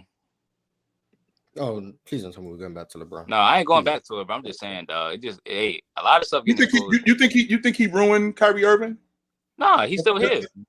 That's a straight. Well, you think let me ask you this question, Crunch. You think if James doesn't show up in Cleveland, you think Kyrie Irving is much better than what he is today? I think all of the narratives would have never shown up. Mm-hmm. But like I said, he's still in his prime, so I don't look at it like he ruined it. I look at it as, what's meant to happen still happening. If he's good, he's still in his prime. That's good for him. I ain't gonna look at it like LeBron ruined. It actually was a good scenario because they went to the finals 4 straight times. So, Yeah. All right, y'all. I gotta move on to this next super chat from DSG Piccolo. He said, "How we feeling about JB Conference Finals MVP? I would have went Tatum, but JB played well. Also, why was that not a flagrant on Jaylen Brown or even Jackson?" Marginal contact. Marginal contact. Yeah, marginal contact. You let it go. Really, it shouldn't even have been a foul, like if you think about it. But they definitely should have called something. I don't know if they should have kicked him out. I wouldn't call it a flagrant 2. It looked at first, I looked like he was reaching for the ball. I don't think he was trying to hurt TJ, but the way it looked on the replay, I was like, damn. Like, yeah, it's an easy flagrant. That was 100% a flagrant foul, Bob. Like whether he meant to do it or not. I said they got to call something in that, especially the way the NBA is. I think they have to. I don't think it was malicious. I don't think he was trying to hurt TJ, but you have to call something right there. You hit a guy in the face. Yeah, you hit a guy. You hit him in the face. I can't believe they didn't. I'm seeing people get flagrant for less. Yeah, I've seen people get flagrants for that. See, look at you guys trying to make the game more soft. Look what's happening, man. No, we're not doing that. I don't want to be soft. Physical error, man. It's a physical error. All right, Mars. I typically don't think that should have been anything because I don't believe he was trying to hurt him. But the way that they're doing things in the NBA now, I think that you have to call that right there, like because that's how they've been calling it for the last 6-7 years, right? So it's kind of like, all right, he hit him in the face, called it, give him the flagrant 1. Let him shoot his free throws. Give him the ball back. Let's play ball. Like now I get to say I grew up in a time where hitting people in the face was just a regular foul. Let me ask you a question, Bob. If we got blood, is it now a flagrant foul? Because he clearly hit him in the face. If he probably so. If his nose start bleeding or something, yeah, probably so. I think so. Either way, like TJ, he's of the fair complexion, so he was red. You know what I'm saying? He got hit in his face. And then the way when he fell and his head snapped back, he didn't hit the ground, but his head did snap back. Right. But so the way it looked, bro, I'm 100% on board with giving Jaylen a flagrant 1 right there. If they would have gave him a flagrant 2, I wouldn't have started a riot about it. You know what I'm saying? I'd be like, well, he hit the boy in the face. So and that's just what the NBA is today. But I mean, obviously, Jaylen, I don't think Jaylen Brown is looked at as a dirty player or a malicious guy. So I think they were just kind of like, all right, it was an accident. Had that been Draymond, accident or not, he's out of there. So Draymond got a track record though. So it's different. Draymond got a rap sheet. Even if it was an accident, you know what I'm saying? Like, and I think it was an accident, even though like it looked bad. I think it was an accident, but still, the way the NBA is today, bro, that's a flagrant 1 for sure. I got a super chat from It's Zamzay. He said, "Crunch up here to cook Cap Town. Kyrie top 5 PG ever. You going above Chris Paul, right? Wait, he's way better than Chris Paul. Yeah, I'll be seeing you on TikTok. And more. So what I said yesterday about Chris Paul, like I do believe Kyrie Irving has a different level to his game than Chris Paul. I just think we need about 2-3 more years of Kyrie, and then we could comfortably go ahead and put him in front of Chris Paul. 2-3 more years. That's what. Just he said comfortably. He said comfortably. It's just the respect thing, Crunch. I got. If I had to pick who do I want, I'm probably going with Kyrie, even though they got different things to their game. Like it depends on what you want. CP3 gonna control the pace. He gonna distribute. He's gonna play defense. He gonna hit people in the nuts when he needs to. You know what I'm saying? Kyrie Irving, he might give you 35 whenever. But you got Magic. You got Steph. Now remember, Isaiah Thomas. Remember, Jason Kidd, Crunch, Bob Cousy. Crunch list change from day to day, just so y'all know. So make sure we clear on that. But keep going, Crunch. I'm sorry, brother. So we clear. Go ahead. My list do be changing. There's so much stuff that you can learn. You can learn new stuff every day. I learned stuff from Chilltown. Chilltown be throwing the random facts out there. I'll be like, damn. Go change the list. But like I said, you got Magic, Steph, Isaiah, interchangeable. Then you got Bob Cousy. Magic, Steph, Isaiah aren't interchangeable. Oh, go ahead. My bad, Crunch. Go ahead. My bad. I'm sorry. You got Bob Cousy and you go Kyrie Irving. You could go Kyrie at 4, but I'm gonna go Bob Cousy at 4. Where's Jason Kidd in this? Kyrie was not better than Oscar Robertson. No, he wasn't. He was not. I think the reason why I put him over Oscar is because he's a better finals performer. You got him over J Kidd too? Yeah, I got John J Stockton Kidd. and Steve Nash. Yeah. Because remember, he won a ring. Even though he had LeBron, I look at how he played. So I look at his numbers. Jason Kidd, I love Jason Kidd. You know what I'm saying? But actually, Jason Kidd led his team to the finals. Actually, I'm gonna take that back. I'm not mad at that. I'm not mad at Jason Kidd. I'm not mad at Jason Kidd. I'm not because I forgot about the Nets days. How you forget about the Nets days? I'm thinking about when he was on Dallas. I'm tripping. Right. Don't forget about the Nets. Of course, you only focused on when he's on Dallas. hey, but you know what? I'm really happy to hear you say that Bob Cousy though, because Bob Cousy was dope. Hey, shout out to Bob Cousy because he's gracing the thumbnail right now. On the thumbnail, it's Bob Cousy, Paul Pierce, Larry Bird, Kevin McHale, Bill Russell, and Jaylen Brown. Some of the greatest players in Celtics history. So you still couldn't put Bill Walton even though he passed away? That's crazy. I'll put him with the Blade. When I do the Blades calculation, come on, I'll put him on. That's crazy. That's crazy. Because he played 5 minutes for the Celtics, Mars. I won 6 Man of the Year and a championship. Like, So we're gonna do that with Kawhi Leonard too up in Toronto? I mean, if Kawhi Leonard passes away, you better put him on the thumbnail for Toronto. Yes. Knock on wood. Knock on wood. Kawhi need to be on that thumbnail. What are we talking about? The man passed away, and on the Boston Celtics episode, we can't give him no mention on the thumbnail. That's crazy. Did you put him on the open? What do y'all rank Tatum? No. What do y'all rank Tatum and Luka if they win?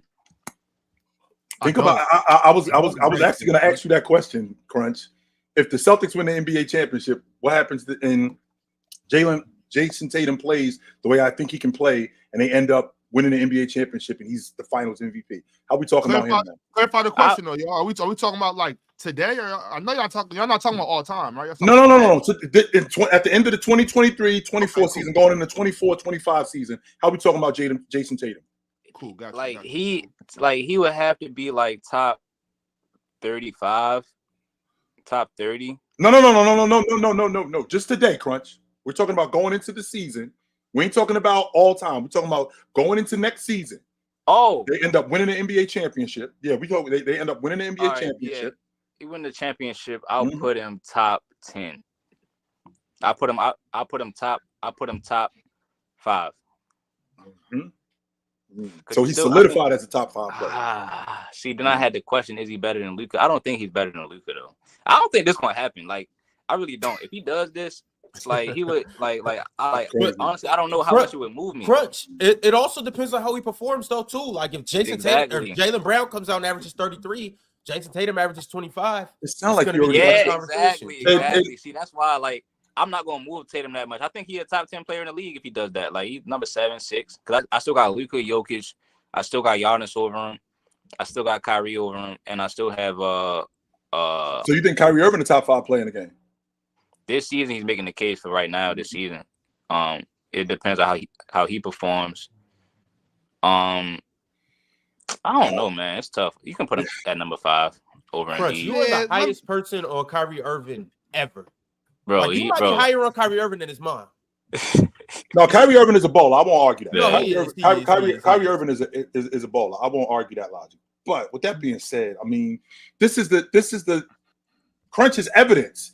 Crunch already got his mind made up about Jayson Tatum. He's having a hard time if a guy who for the 3rd straight year, first team All-Pro, wins the NBA championship, finished in the top 5 in league MVP votes twice in the last 3 years. You're going to put Luka in the top 3. But if Jayson Tatum, they win the NBA championship, and he ends and he's the best player in the series, he outplays everybody else in that series. He might be a top 5 player. You already got your mind made up about him. No. You're right about that. If he does that, he has to be top 2. You have to. But Crunch, I had to do that with Kobe Bryant. I had to. Yeah. And the reason why I had to do that with Kobe Bryant, even though I felt the way I did about James, I couldn't deny when they won the NBA championship in 2010, it's the best player on the planet. I had to do that. I couldn't argue that. As much as I wanted to, as much as I felt like James was a better player than him, I couldn't argue that. That's the best player on the planet right there. Yeah, that's a good way to put it. I got to move on, Crunch. I got a super chat from a regular. He said, big fan of Swiper, really knows his stuff. He really is a healthy number 4 option on the panel. Mars, the number 1 person I saw that saw the Mavs' potential, yet pick the other team every time. Let him know, Crunch. That's not true. Kyrie over CP0. That's not true, Irregular. Mars said before the playoffs started that the Dallas Mavericks could get bounced in round 1 or they could end up in the Western Conference Championship. Oh, yeah, he did say that. This is exactly where they are, in the Western Conference Championship. So the moment the trade happened, I was a believer the moment they made those trades because I've been pushing Daniel Gafford agendas since October. I was like, free him. And then I remember that. Yeah, Mars always knows how. I mean, has known how good Luka is in Dallas. I remember we was on here. He was saying Dallas is going to be something. But I was just, as an OKC fan, I had to pick OKC. But I mean, you should be grateful. If I pick against the team, they win. So really, I'm doing you guys a favor by exactly. Don't listen to that crunch. That's bullshit. Every time I pick against the team, no, Mars, you lying. Because how many times I gotta listen to you? How many times I gotta listen to you? They overcame the odds. No, Crunch, don't listen to that. How many times I gotta listen to this dude up here? Philly and 7. Philly and 6. Exactly, and guess what? They lose. Exactly. If I pick a team, they lose. So every time I pick against you, you're gonna win. You got Boston, right? You know what? Boston? You know what? Dallas fans, slam me a little bit of bread. I'll pick Boston for you. You'll win the chip. Yes. I got you. Like, let's go. I got mention like that. That's what I'm saying. I pick teams knowing they're gonna lose, so my other team can low key win. Like that's what's happening. I just don't think pick Houston next year. I'm gonna pick every team against Houston. Is it all part of your sinister plan, Mars? Is that what you're trying to tell us? Is this I'm just saying I know how it goes. I pick a team and then they lose. Like it is what it is. So next year I'm not even gonna pick Philly. I'm gonna pick someone else and then we're gonna win the chip. It's the Mars curse. The evil genius. Now you guys know. Yeah. So Dallas fans, just slime me a little bit. I'll pick Boston for you. Saucy Avelli has been a member for 9 months. He said, as my favorite player, I'm just happy Kyrie is hooping in happiness. Mm-hmm. He definitely wasn't happy in Brooklyn. I think that's a fair thing to say, especially that last year. That whole thing just didn't. It on paper it looked like it should have worked. It would have if they were healthy in 21. Yeah, but injuries is what it is. The game is the game. Shout out to Mike from the 4th Tribe. He became a member today. Shout out to Mike and the 4th Tribe. Salute. Tay Luke 777 sent through the super chat. He said, Crunch. To Chill's point, Kyrie was having trouble being a leader and getting guys to follow him in Boston. He apologized to Bron for being immature, so it wasn't just all Bron. He found himself now, though. That doesn't mean he was unstable, though. That just means he didn't know what he didn't know. He didn't know. Turns out this thing was a lot harder than what I thought it was. And I apologize for not recognizing that. But I definitely wouldn't call him unstable in Boston. I don't even think he did anything wrong the whole time. I mean, if you want to say him saying he wanted to stay and then not staying, I guess. But that didn't affect the team during the season. That was after he'd already left. During the season, there wasn't anything amiss because he said he was going to stay. So no one was even worried about Kyrie leaving. So you didn't even see the effects of that until the next year. And then in Brooklyn, I guess you could try and call him unstable. But if Dallas weren't winning, they'd call him unstable in Dallas. He's wearing the headscarves. He's beating drums in the locker room.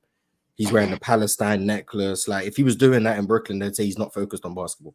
But because he's doing it in Dallas and they're winning, no one even talks about the fact he's doing those things, which I have no problem with him doing those things, just for all intents and purposes, for someone says I'm wrong. But I'm saying he's doing those things, still showing the same solidarity he has done for the people he's showing solidarity for. But we don't talk about it because Dallas are winning. Like, that's all I'm saying. He's doing the same things. He stands on the same principles. He's saying the same things, but no one talks about it because they're winning. To me, it wasn't so much about what he was saying, more. As long as he's not missing basketball games to go to birthday parties, right on. Yeah, if that's your biggest issue with him, then I like standing, for Native Americans, for the Palestinians, for all of that. Like, I respect that, and I view it as very much the same way as he does. You know what I'm saying? I want everybody to love everybody. I want peace on earth. I want all of that. You know what I'm saying? I'm good. Hey, my wife got up and you know what I'm saying, saged the house and all that. I'm with all of that. But go to work, bro. Like, you know what I'm saying? You can, but that was only he only did that one time. Only he did it one time. Crunch, how many birthdays does your sister have in a year, Crunch? Well, I'm just saying. If she's like me, I'm saying, like 19. His whole career, he took one leave of absence. And people make it seem like he always missed work. Crunch. He missed at that time. He missed a lot. He was leaving. He was leaving, and he was self-admittedly leaving because what? I needed some time away. Crunch, he needed to get himself together. So Crunch, you don't remember when they had that police shooting and what was going on at that time, and he actually stepped away from work because he was trying to get it back together. I think people misconstrued that. I don't think he did that because of the riots. I think that was around the same time he took leave of absence to go to the birthday party for his sister or whatever he did. But it was just around the same time as the Capitol building incident happened. So everybody, and then he does an interview saying, y'all keep asking me about X, Y, Z, is other stuff going on. Right. I don't think that he left just because of that. Do people think he was scared? He was scared because of the riot? I don't think it's about being scared more than it is where my focus is. And that's what I mean, Mars, when I talk about being unstable. Like where my focus is I'm sitting here with you guys right now. At any time, I could go off the rails and be like, you know what, I'm out. And I just out. That's unstable. I'm not here with you guys right now. I could go off the rails and completely lose it. You can't really count on me when that's going on. That's a good point. That's all I mean when I say I ain't talking about Kyrie Irving should be in a damn in a sanitarium or some nonsense like that. No, I don't think that. But there was some instability with him from time to time. That's it. Yeah. I mean, listen, man. I guess it just depends on how you look at it. But like I said, I've been following his career for a minute, so I know it's always either been injuries or like something with the media or something with his family. So I never looked at it like as if he was unstable. I just always I guess I'm always doing the research to try to see what the reason is. And none of us really know much of what's going on in these people's lives when they're not at work.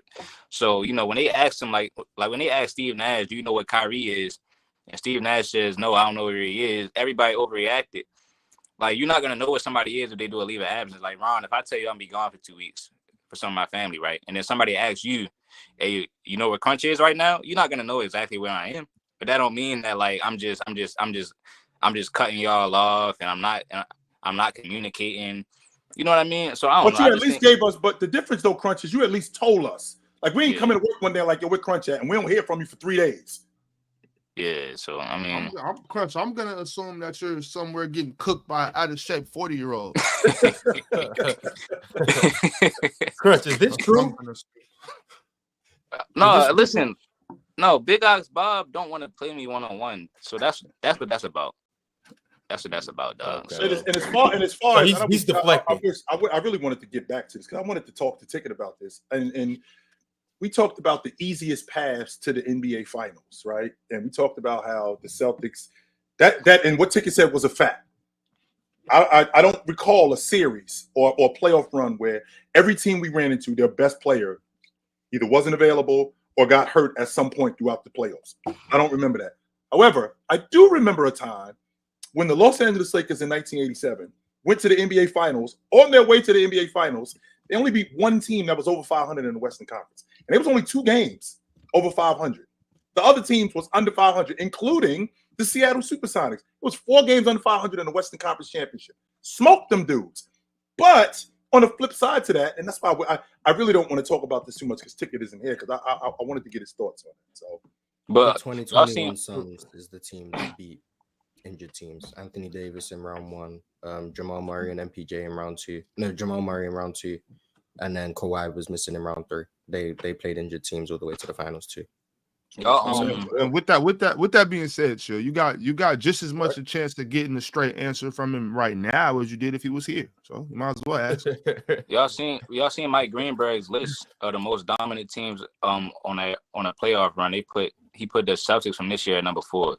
He had the 17 Warriors, 01 Lakers, 96 Bulls, and then he put the 2024 Celtics at number 4 for the most dominant run to the finals. He just doing his job, Crunch. He just doing his job, bro. We come on, man. We know what that is. That's just like how Steven that just put Luka and Kyrie number 3 is the best backcourt of all time. They're just doing their job. Wait a minute though. Now wait a minute. Not ridiculous. Wait a minute. From a talent standpoint, right? From not ridiculous. From a talent. Well, he wasn't doing it from a talent standpoint because he had Bob Cousy and Sam Jones number 5. So it wasn't. So if he's not doing it from a talent standpoint, then that's something completely. Yeah, it wasn't a talent. That's what I was asking. So yeah. But look, I agree with what I just said about him doing his job as far as the Celtics. I think he put the Celtics on that list to kind of promote the Celtics and get everybody to kind of watch it. But what did he do for that list though? For the duos, what was the rest of the top 5? Stephen Clay, Isaiah and Joe Dumas, Magic and Byron Scott, Luka and Kyrie, Bob Cousy and Sam Jones. That was the 5. Yeah, nah. Well, yeah, like it's like he missing it up. You can't. From a talent standpoint, how many Can you give me a backcourt more talented than Luka? From a talent standpoint. From a talent standpoint, can you give me a backcourt more talented than Luka and Kyrie Irving? Just from a talent standpoint. If I say Harden and Chris Paul, I'm biased, right? I was gonna say Harden. I don't hate that, Mars. I don't hate that. About Harden and Westbrook. I don't. James Harden and Westbrook. Yeah, James Harden and Westbrook, sure. Harden and Kyrie. I got Kyrie in the conversation though. So Harden and Kyrie. Well, is Harden? You think Harden is more talented than Luka? I think you can make the argument. Not at that moment in time. Well, at that 21, yes, at that moment in time. Yes. 21 Harden before hamstring gave up. Yeah, you can make. Why did that hamstring give up? I don't know, man. I mean, you think it's because he was out of shape? That's exactly why. Why did Tyrese Halliburton? It was the He had the fat suit on. Trillburger is crazy. Michael Jordan. And Tyrese Halliburton was completely different. Tyrese Halliburton actually strained his because he slipped on the floor. It wasn't because he was out of shape. James Harden was running and his hamstring gave out because he was out of shape. That's why. Yeah, it's possible. I'll take Jordan and BJ over them. Oh, anybody? Jordan and BJ Armstrong? No. I'll take Jordan and Ron. I mean, if you like, no disrespect to Byron Scott, but if you can have Magic and Byron Scott, you can have Jordan and whoever his backcourt partner is. Like you can make that argument just because of how good Jordan. And BJ, same way you can make the argument for Kobe slouch. and Derek Fisher. Like you can just make the argument. It's not a lot of backcourts, man. Yeah, and that's why, from a talent perspective, it's not crazy. Yeah, talent is not crazy. Luka and Kyrie are crazy talented. But as LeBron, as Mars just eloquently pointed out, I don't think that's what was going on here. Yeah, and I don't know. You don't put Bob Cousy and Sam Jones and say it's a talent perspective. Like, Bob Cousy. And that's what makes it crazy because it's just like the Celtics. He put the Celtics on the list. Greenberg put the Celtics on the list with dynasty teams, right? And then you put Luka and Kyrie on the list with championship duos and stuff like that. So they might be trying to promote the finals, but from a talent perspective, I wouldn't mind saying they like number one really as far as skill set. I wouldn't mind saying that, bro. Stephen A is the same guy who made that list of like the best small guard playoff runs, and he had like Jalen Brunson number 3, like above Allen Iverson, and above everything that Steve Nash has done, above Isaiah Thomas. So like he did, yeah. Like clearly they're making very reactionary opinions. Oh my goodness, which is like what the media is gonna do, but like it's like Jalen Brunson, bro. He went to the second round, bro. Like, come on, bro. Yeah, it's like the second time they've made a list like that. Which I mean, I understand this for the clicks and whatever, but I don't know if you really meant to take as anything more than a great. He's taking a page out of my book, bro. Clickbait. All right, y'all. Back to these super chats. I got a super chat from He said, so Becky Hammond was right. Also, Wizards over 40 wins next year if we trade Jordan. Well, Becky Hammond won't be quote unquote right until Jalen Brunson's career is over. Like, because next year if they win, then you're gonna say Becky Hammond was wrong. So like, there's no point having that same conversation year after year. So yeah, and also it's not even necessarily about. It's not just about Jalen Brunson though. She said she doesn't believe a small guard in general can lead a team. So it might be 50 years from now when a small guard does it, and somebody might pop up and be like, "Oh, Becky Hammond was wrong. This small guard just did that." I mean, yeah, and then if she's still around when that happens, they're just gonna be like, "Oh, that's another exception." So like, Kyrie did it. Kyrie did it 2016.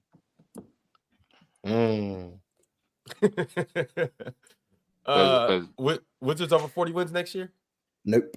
Well, maybe, who knows? Maybe who they'll draft is going to be like the next transcendent player who can be tremendously impactful. Bronny James. I want the Wizards to draft Bronny James so I can go to Wizards games and see if I can interview LeBron. See if I can get an interview with them guys. Hey man, WW, look at you trying to make connections. I respect that. I respect it. I see the angle. I ain't mad at you. I don't be every game if they do that. LaFlame said banner 18 on the way. CL 15 on the way. What's CL? CL 15 on the way? CL 15 on the way. Life is good. Dub Tatum, Dub JB, Dub Chill, L Ticket. I think that's some new drug they're doing over there in New Hampshire, in the whole area up there. All right. You know, New England. They always got some New England. I was trying to think they be doing. Yeah. Malik said Jaylen Brown did his thing, but Jayson Tatum leading the team in points, boards, and dimes. 30, 10, and 6, and didn't get Eastern Conference Finals MVP is kind of wild. He didn't lead them in assists. It's the third person who said that. He didn't. Hey, so real quick, y'all, because y'all was pretty upset with me. Y'all said I cooked the list when I put Jaylen Brown top 20.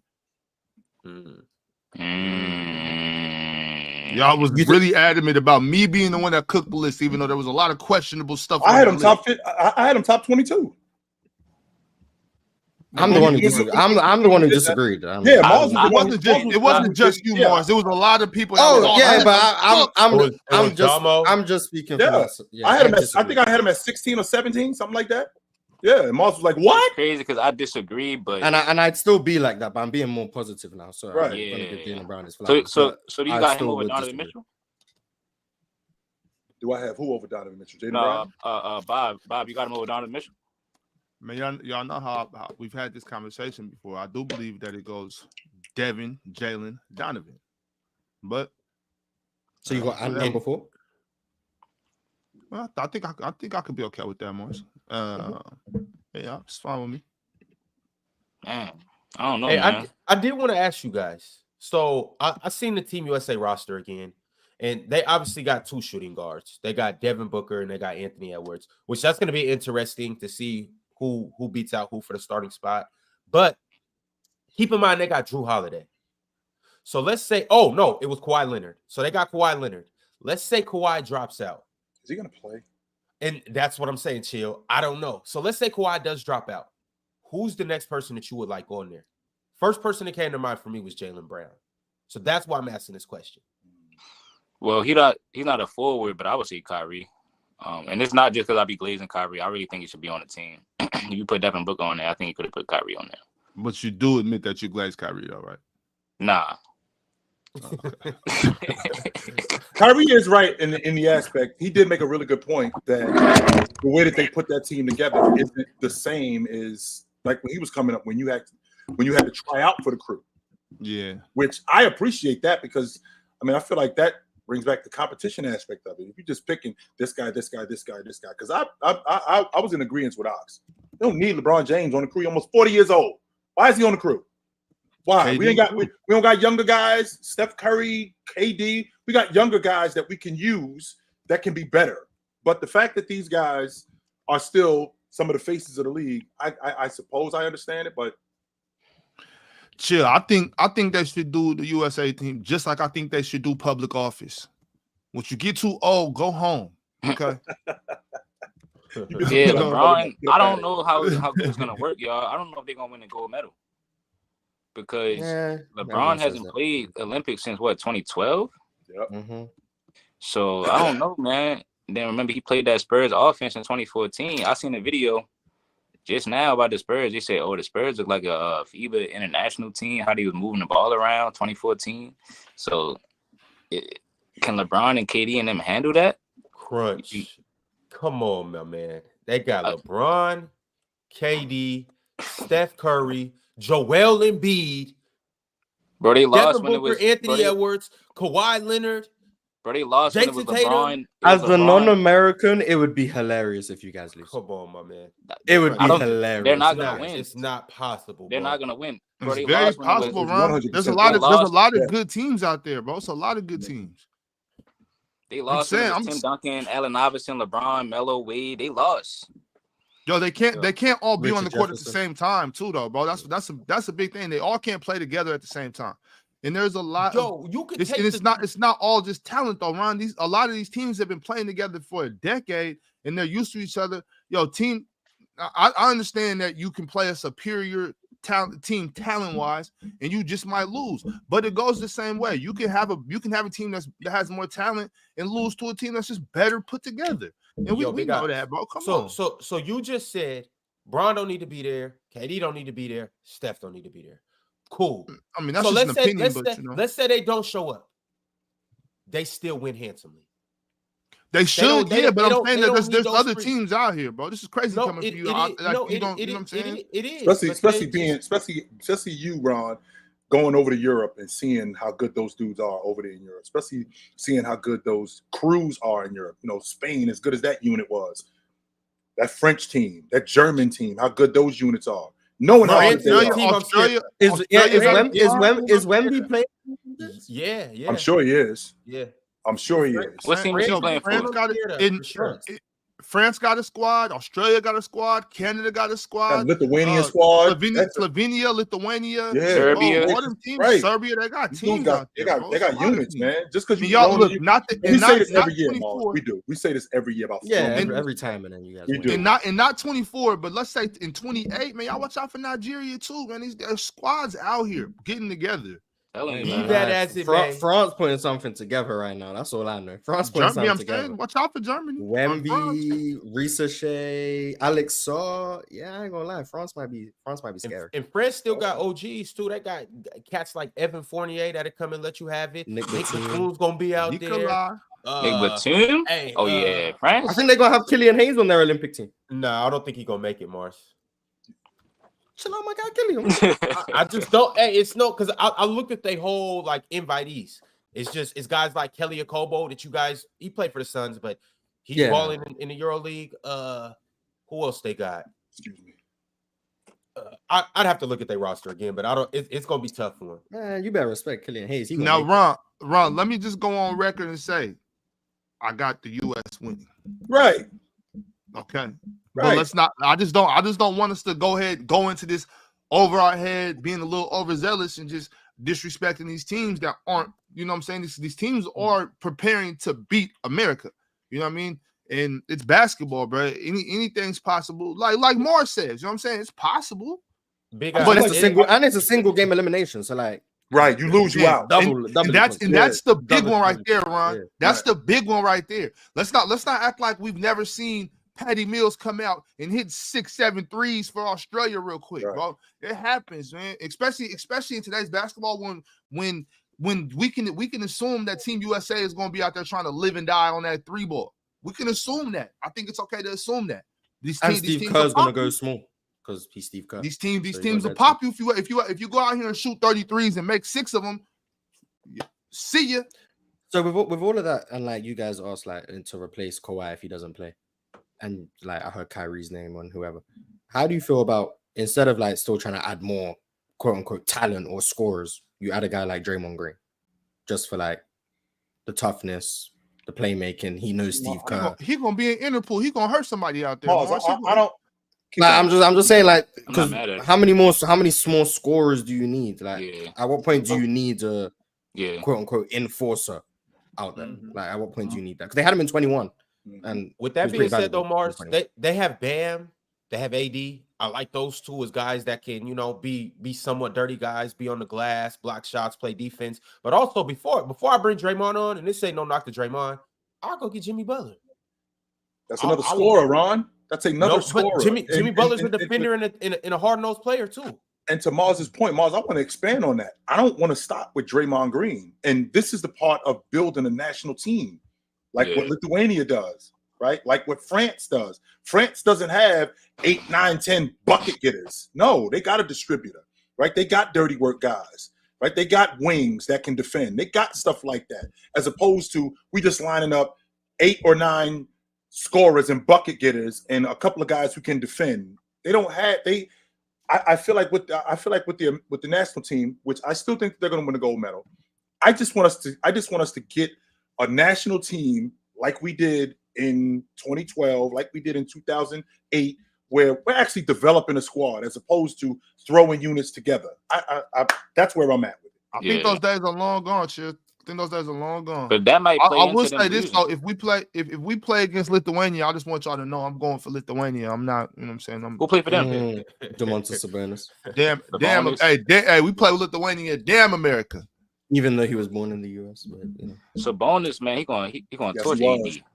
He was born right here in Portland. But if they play against Domantas and Giannis Valanciunas, boy, I'm going with Lithuania. Hey, chill. Swiper wanted me to tell you that Jayson Tatum will be Team USA's role player dirty work guy.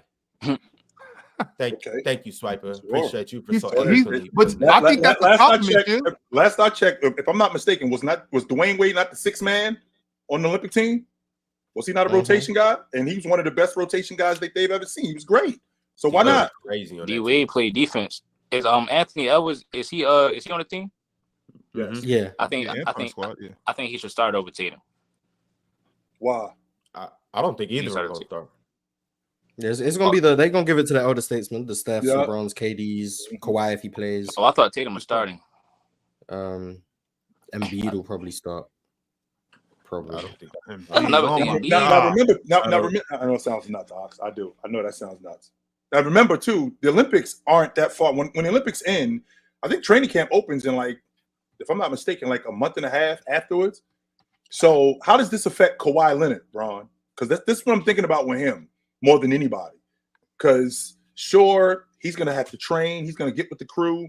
They're gonna be in Vegas, right? They're gonna be in Vegas. They're gonna be training, and we saw him break down already. So now we got the whole summer with him rocking, and then he's basically gonna have a month and a half off or so to get healed up. So by the time the season starts, here we are again. Are we gonna get the same thing that we got from him last year? I don't know. I think he'll probably be on his Larry Bird, where he just kind of just chilling. He probably just chilling on his team. There's no way that Kawhi's gonna go to the Olympics and play heavy minutes. Mm-hmm. I can't. And I doubt he's gonna play 65 next year anyway. I'm gonna be honest. He's probably gonna see what back to load managing. Hey, with that being said, though, 10, 15 hard minutes from Kawhi in a Jonathan Isaac type of role. Mm-hmm. That goes. Leonard don't just strike me as the type of Leonard strikes me as a really efficient guy. And 10, 15 minutes on the Olympic team, that suggests to me that he's not wasting his time with this. That's the type of that's just how you go get your medal, chill. I mean, he's out there with a bunch of different ballers. It's not only is it that he's not so much capable, which I think it's getting to that point, chill. I don't think he's capable anymore. Right. But also, it's just not necessary. We could let some of these other cats get out there. Kawhi, come get your medal on your Larry Bird. Come get your medal, bro. But I don't know, man. I don't know. We'll see. Yeah. We'll see. All right, y'all. I got a super chat from Lonnie Williams. He said, "Ticket, everyone." So Jennings said Monk is as good as D. Mitch and Fox. So that has to be facts. Also, Becky wasn't wrong yet. Second round in the championship. Which, I mean, I understand what he's saying with that, but I wanted to ask you guys this. I don't think I said something to you about it. Watching Nembhard yesterday got me to thinking, the league has an abundance of talent, obviously. How many guys in the league are sitting behind somebody going, yo, if you gave me the ball, I'm nice like him? A lot of them, chill. I've been trying to tell. A lot of them. There's so many guys on the court that don't play that if they got – I'll go back to Norman Powell. Right. That's Devin Booker with a green light. Damn. Devin Booker, Ox? He that nice? With a green light, Norman Powell is Devin Booker. 35 minutes a night. He's got the ball in his hands. That's where we going, Devin Booker? Because I'm looking at Nembhard, and sure, he's playing behind Tyrese Halliburton, and he's probably not gonna play heavy minutes. And not only is he not going to play heavy minutes, but he's not going to have the green light to do whatever he wants, because he knows that with Halliburton on the bench, I don't have to worry about somebody playing behind me. So he looks like an 18-8 guy. So should he be running it? Does he look like he should be running a unit? He looked like he could run that unit in San Antonio or in New Orleans. He looked like he could run a unit like that. Chill. In this Eastern Conference Finals, he averaged 21 points, almost 8 assists, so 7.8 assists, almost 4 rebounds, 3.8 rebounds. But this is what was most impressive. He did it shooting 54 from the field, 47% from 3, and 88 from the stripe. So not only did he do that on, a lot of y'all would say this is the best perimeter defense in the NBA.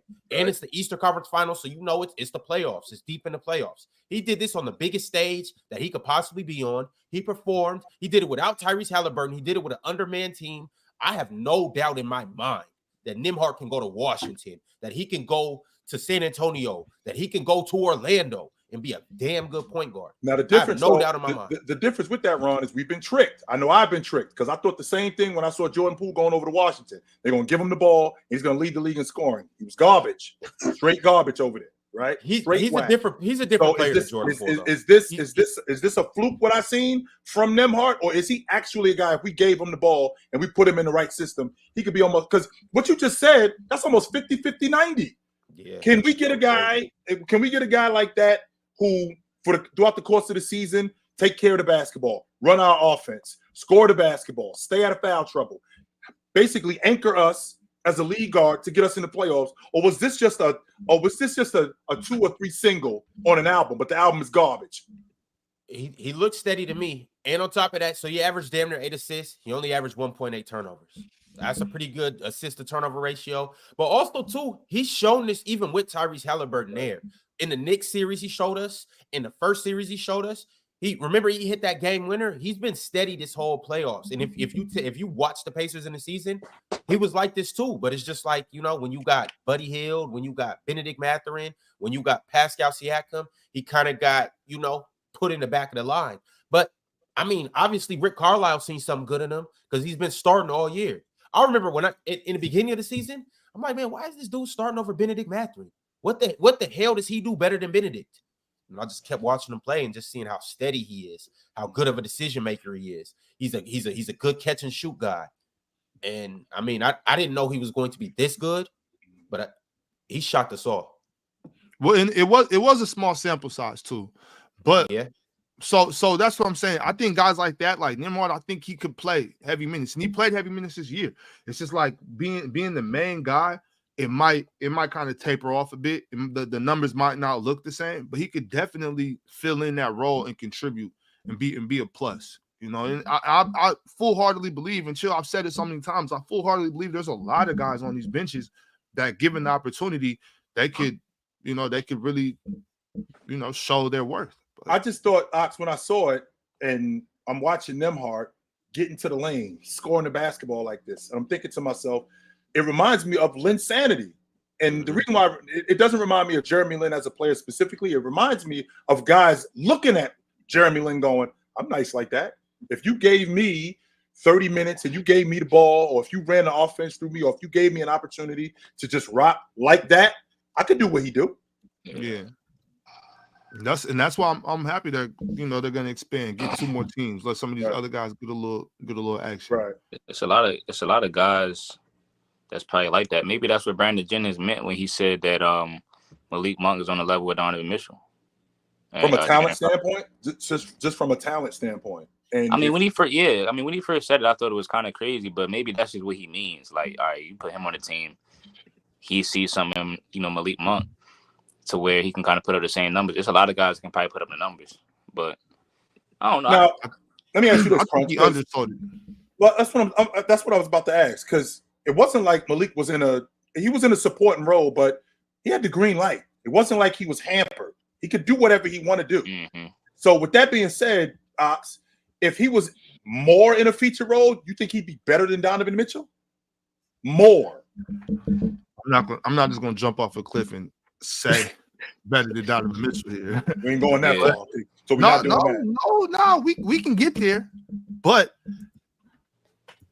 we're just never gonna see it. We're never gonna see it. Malik's never gonna be the guy to get that opportunity. He's not better than Donovan Mitchell, but give me Malik. Give me Malik.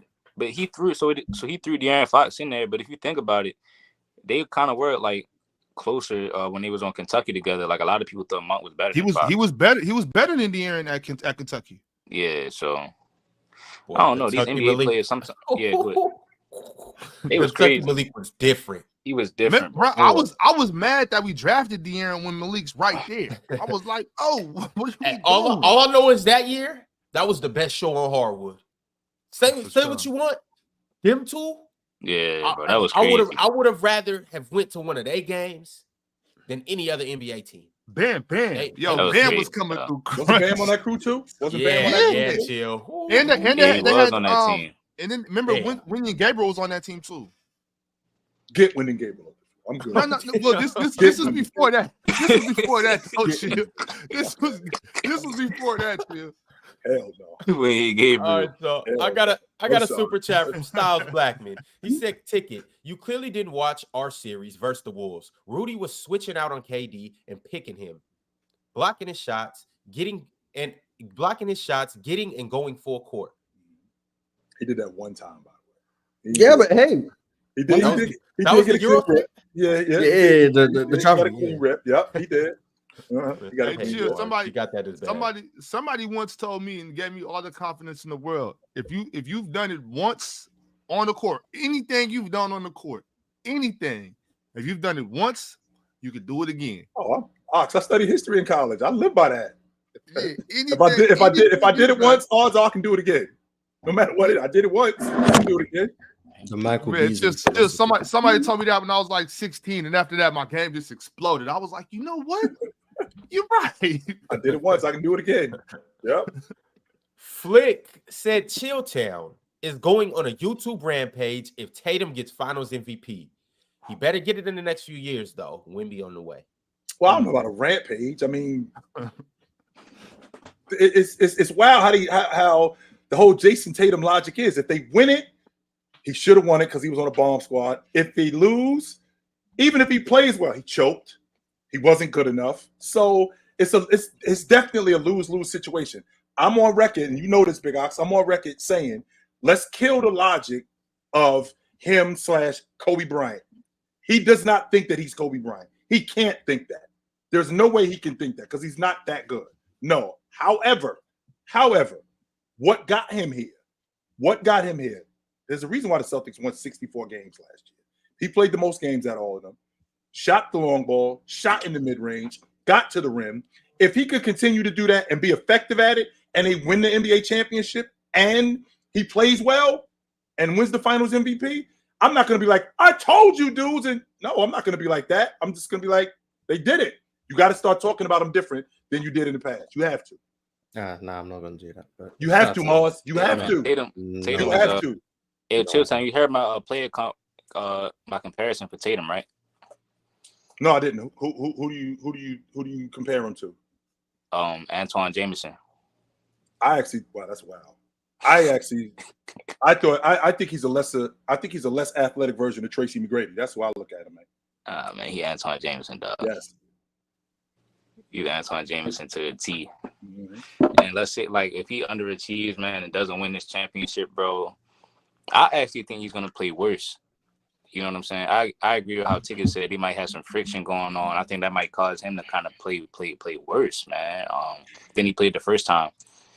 So that'll be kind of like some LeBron James for you, because you know how LeBron had, you know, the 2 bad finals appearances his first 2 times. I just don't think Tatum is on LeBron level, though. So it's going to get real bad. Hot take. Tatum's not LeBron.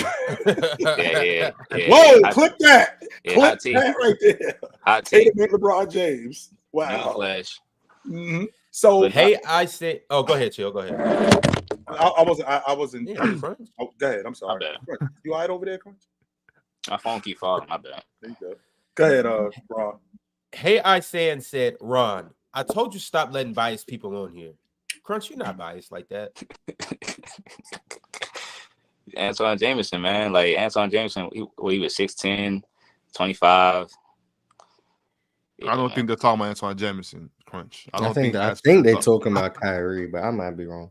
Jayson Tatum is way more skilled than Antoine Jameson. He's a better athlete than he way more. He was a better ball handler than him. He had a better jump shot than him. Better jump shot than Jameson. Yeah. James, now hold on, Crunch. He can shoot the long ball better than Jameson. Jameson had a money mid range. I ain't gonna argue that. I will not. Jameson had a money mid range. I'm messing with you, Chilltown. James had a money. I like Jameson game. Yeah, I definitely like Jameson game. Yeah, Antoine Jameson was dope. He was nice, but he wasn't. Jayson Tatum was better than him. I'm like I said, I'm on record. He's a less athletic version of Tracy McGrady. That's who he reminds me of. He pulled George. I don't know. He pulled George. Malik with the super chat. He said Jaylen Brown was phenomenal, but Jayson Tatum leading Boston in points, boards, and dimes. He did that one. He sent it again. Oh. He said and didn't win Eastern Conference MVP is kind of wild. He didn't lead them in assists. It was yeah. And on top of that, like why is this an issue? Because again, I literally just had a conversation with somebody about this. So just because you weren't around when this happened does not make it irrelevant. So I was around when James Worthy led the Lakers in scoring in the playoffs in 1987. and nobody flipped out about it, saying, "Yo, James Worthy might be better than Magic." No, we never said that. When James Worthy won the Finals MVP in '88, none of us was like, "Yo, James Worthy better than Jabbar. James Worthy better than Magic." None of us said that.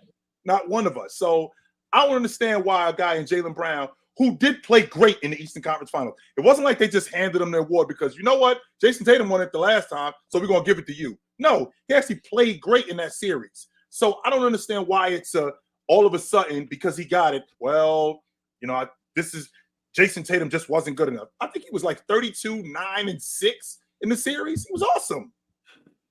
30, 10, and 6, yeah. 30, okay. It's just L basketball. It's a lot of L basketball right there. You know what I'm saying? Everywhere I go, flex. David Estillo said, I swear, Ox looks like he be flexing or been flexing all stream.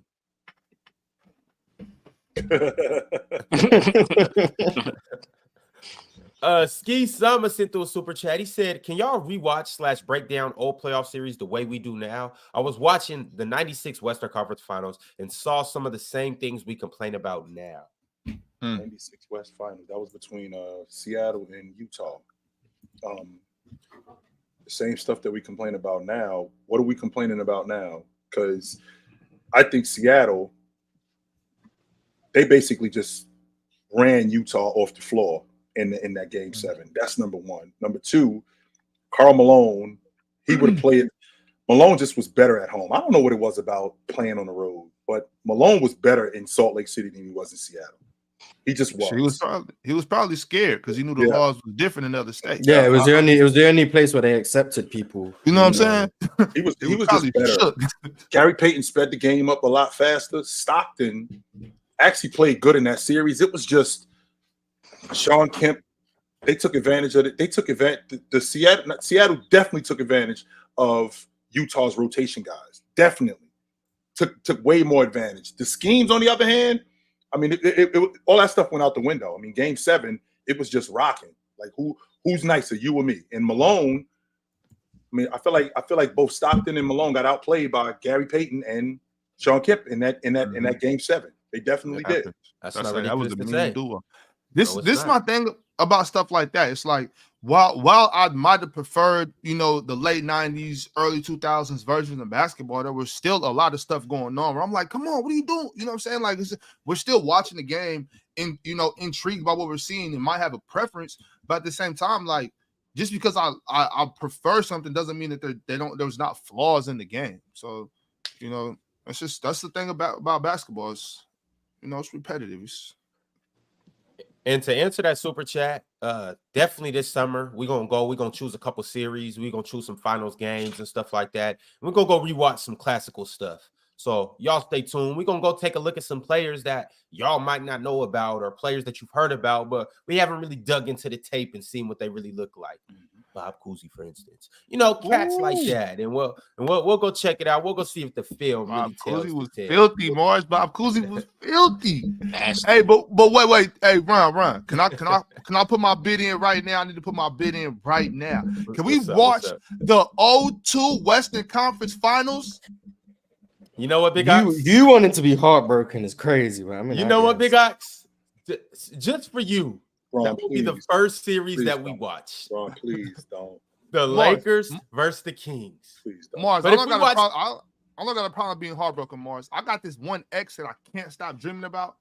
And then like when I wake up, I'll be like, ooh, shit, hold on. I'll be like, oh, I was dreaming. My bad. She's gone, Ox. She's gone, Ox. She's not coming back, brother. She's gone. Okay, there's nothing you can do about it. Are you gone? She is gone. Oh, she's out. Everybody and I know you love her because we all been there. That's a risky statement, but she out, Ox. we got cheated, man. The FBI had to investigate. Chill. Now I think Players' Choice needs to investigate. Let's do our due diligence and stop talking about it, and let's just see what really happened. You guys would have lost to the Nets anyways.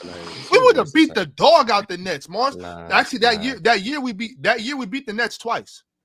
Yeah, I'm not used to. Nets is 6. I was at if I remember that series correctly, I was at game 1 and I was at game 5. Game 5 was the game that y'all won at home. I was at game 1 when they beat y'all, when they beat y'all in your building. And the officiating didn't strike me at all. Not at all. I seen a dude in Doug Christie who wanted nothing to do with Kobe Bryant. He didn't want nothing to do with him. Nothing. As much of a defender that he was, as much as he came out with no, he wanted nothing to do with Kobe Bryant. Zero. And Divock did everything he could to try to get Shaq out the game. He didn't want anything to do with Shaq neither. And when they finally got to game 7, which they already nope, I'm not doing this. I'm not doing this again with you. I'm not. Let's wait to playback. Let's wait to the offseason. Can't wait for that series. But speaking of series, let's go ahead and talk about game 4 tonight. We got the Wolves and we got the Mavs. It's in Dallas. Y'all tell me, what's y'all predictions tonight? What's going to happen? Ox, I'm going to start with you. Talk to me. Game 4. Yeah, I don't know what's going to happen. I've been wrong this whole series. So, you know what I mean? So clearly, I don't know. But, I mean, probably more of the same thing, bro. It's probably going to be more of the same. It's going to be, them incapable of guarding Kyrie, incapable of guarding Luka Dončić, them probing, getting those lob passes off, Cat not taking advantage of his matchup. And that, you know what? I saw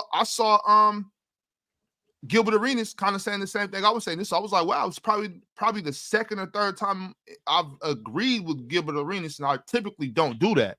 I think Karl Anthony Towns really let him down this series as far as just not dominating that matchup, and so we're gonna see just more of that. Karl Anthony Towns letting PJ live. I don't care what nobody says. PJ can't guard Cat, and Cat shouldn't be allowing him to.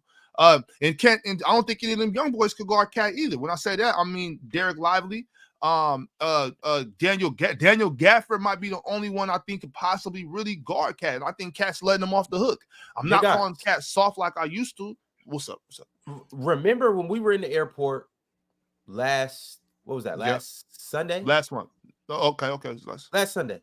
Yeah. Last Sunday. No, this was just when we was leaving. Yeah. No, it was on the way down to Cancun. Remember we was in the airport, we was walking. Right. On the way to our terminal. And we were talking about this series. And we were talking about why we believe certain teams will do what. And I told you, we were talking about the matchups. I told you I believe that PJ Washington, although he's not as good as Cat, I said I believe he can neutralize Cat. Mm-hmm. I said, no, he can't guard Cat. Cat should be able to get downhill. Right. But I said, I believe PJ Washington can prevent him from doing that. I said, I believe PJ Washington can bang with Cat. I said, also, I believe on the other end, Cat would struggle to, guard. Right. What I'm saying is like not that you're wrong or that couldn't happen, because obviously what I'm saying is Cat shouldn't allow that to happen. I do believe Cat has the physicality. I think he has the body. I think he has the skill set to where he shouldn't allow that to happen. And that's all I'm saying. Like Cat was supposed to be taking advantage of that matchup, and he failed to do it.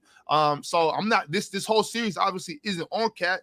I think Dallas was just a little bit more than I gave him credit for. They're a little bit more than I think the Timberwolves gave him credit for. And once again, I don't think that the stifling defense that the Timberwolves play isn't good enough for the firepower of that backcourt. And so with that being said, I think the Timberwolves had to kind of try to stand on offense. You know what I'm saying? Like y'all gotta score, because y'all not gonna stop them from doing it, no matter how good your defense is. Jaden McDaniels, that first game, he was going ballistic, but like I said, that's not gonna happen that often in the playoffs. I don't think so. I just, you know what I'm saying? So they had to figure something else out, and they didn't do it. So with that being said, I mean, Mavericks in 4, bro, it's over. Tonight is the end of the Timberwolves this series. Hey, good job, though. Great job. Come back next year, get it on. But this shit is over. I think it's a formality. I was 100% completely and totally wrong about this series. I thought that, 100% Mars. I wasn't like 80% or 70%. I was 100% wrong about this series. I thought that Dallas's strength would be countered by Minnesota's strength, and it wasn't the question. I have yet to see it. Not have yet.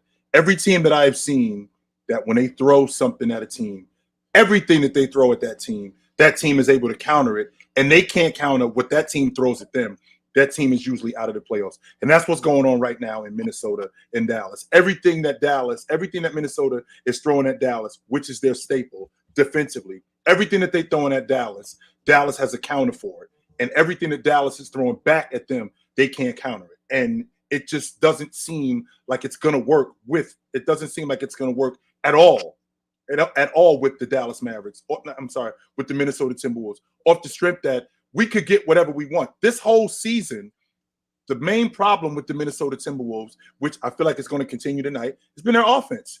It's not been their action. Their action is good. It's been a conversion of their offense. How they able to score the basketball. They get good action, but they haven't been able to convert on that. Now, add Kyrie Irving, who basically looks like Steph Curry off the ball because he's not just sitting around and watching. Whenever he gets off the ball, he's running to the corner. Whenever he gets off the ball, he's not just sitting watching PJ Washington or anybody like that. He's actually moving, which makes Ant move. And Ant, which, Mars, how you felt about SGA as a defender, Ant as an off-ball defender, when he has to chase guys, he looks lost. And you don't know what you don't know, right? I understand the fact that he's young, and I understand the fact that he's young, and I understand the fact that there's things that he needs to learn. Well, what better time to learn than now? What better time to get humbled than now? So I think this series is over, to be quite honest with you. I was 100% wrong. If it's not over tonight, it's just a formality. It'll end on Thursday. If they don't want to get swept, I think they got to switch Ant off of Kyrie. They got to let him save his energy for offense because you want him to go off and have a phenomenal game. Like, that's what you want from Ant tonight. So they got to put like McDaniels on him and try something else. I mean, you know, because it's just, you hit it right on the head. Like, him running around is going to make him tired. You see how tired he is on the offensive end, especially with that back line of defense behind him. So it's hard for him to kind of like get a full hit of steam, and his mid-range, he's not getting the same lift on his mid-range jumpers. So I just think he got to go back to square one and get off of Kyrie, get an easier defensive assignment. Because if he doesn't drop 40, they lose again. If he doesn't drop 40, I said it last game. If he didn't drop 40 last game, they was gonna lose. And he guarded Kyrie still. And I mean, I don't know. It's like it seemed like there's no adjustments being made each game. It's like each game the Timberwolves coming out with the same game plan, thinking, oh yeah, you know, this time it's gonna work. Last game, Luka hit a game winner, so he ain't gonna do that again. Oh, first game, Kyrie went off in the first half. He ain't gonna do that again. It's like that's what it seemed like they coming out like every game. They got to switch up the whole style. Like the problem crunch is it's not that they're not making adjustments. They are. It's just Dallas is shooting it down, so it looked like they're not doing nothing different. But they are. So you'll take Anthony Edwards off for Kyrie Irving, and you'll put Alexander Walker off him. He's frying him too. Yeah. They'll try to slow down their transition game, where once Dallas gets going, the pickup point where Alexander Walker, he picking up Kyrie Irving in transition at the other end at the 3-point line. He gonna blow your doors off. So it doesn't. They're trying to do other things. They putting different guys on them. They'll get Cat in action where Cat is at the long ball line. They'll put Cat on the box. They'll put Cat on the right box where he's really effective. They'll put him on the left box. They'll do stuff like that. But the problem is that Dallas defensively, they've been so good. They've been so good defensively.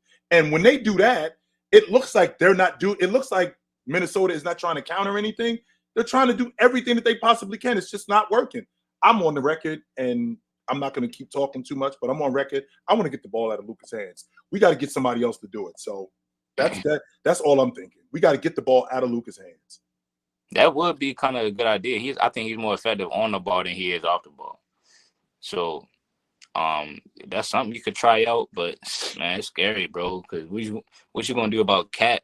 Like the problem with Cat, and you know the fact that he can't. You might be right about Cat Chilltown. I thought you was tripping last year when you said you didn't. You were just done with Cat.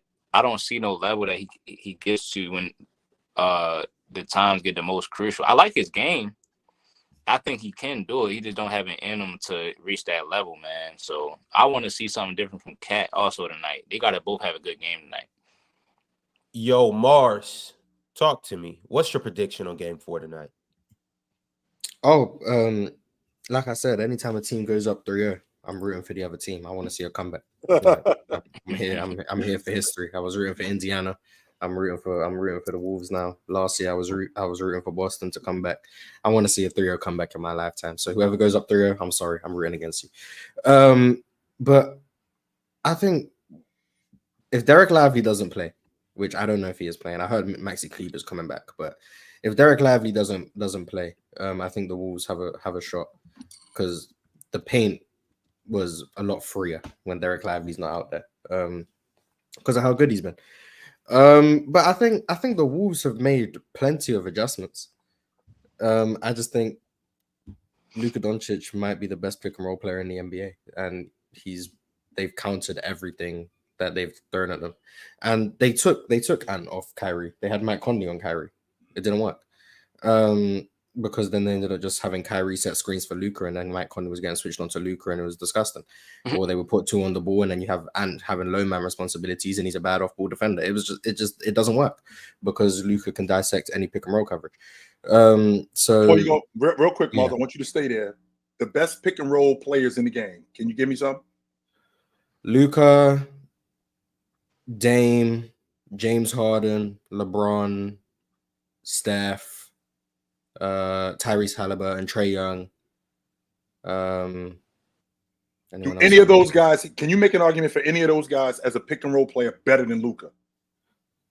Because I think Joker's damn good. I think Joker and Jamal Murray are damn good pick and roll guys, but Luka, I'm sorry. Today, I don't know, because LeBron can't turn the corner like he used to. Like, you go back a couple years when LeBron could turn the corner out that pick and roll and he's getting downhill. Oof, yeah, problem. But Luka now 6'8", he somehow manages to get a defender on his back every time.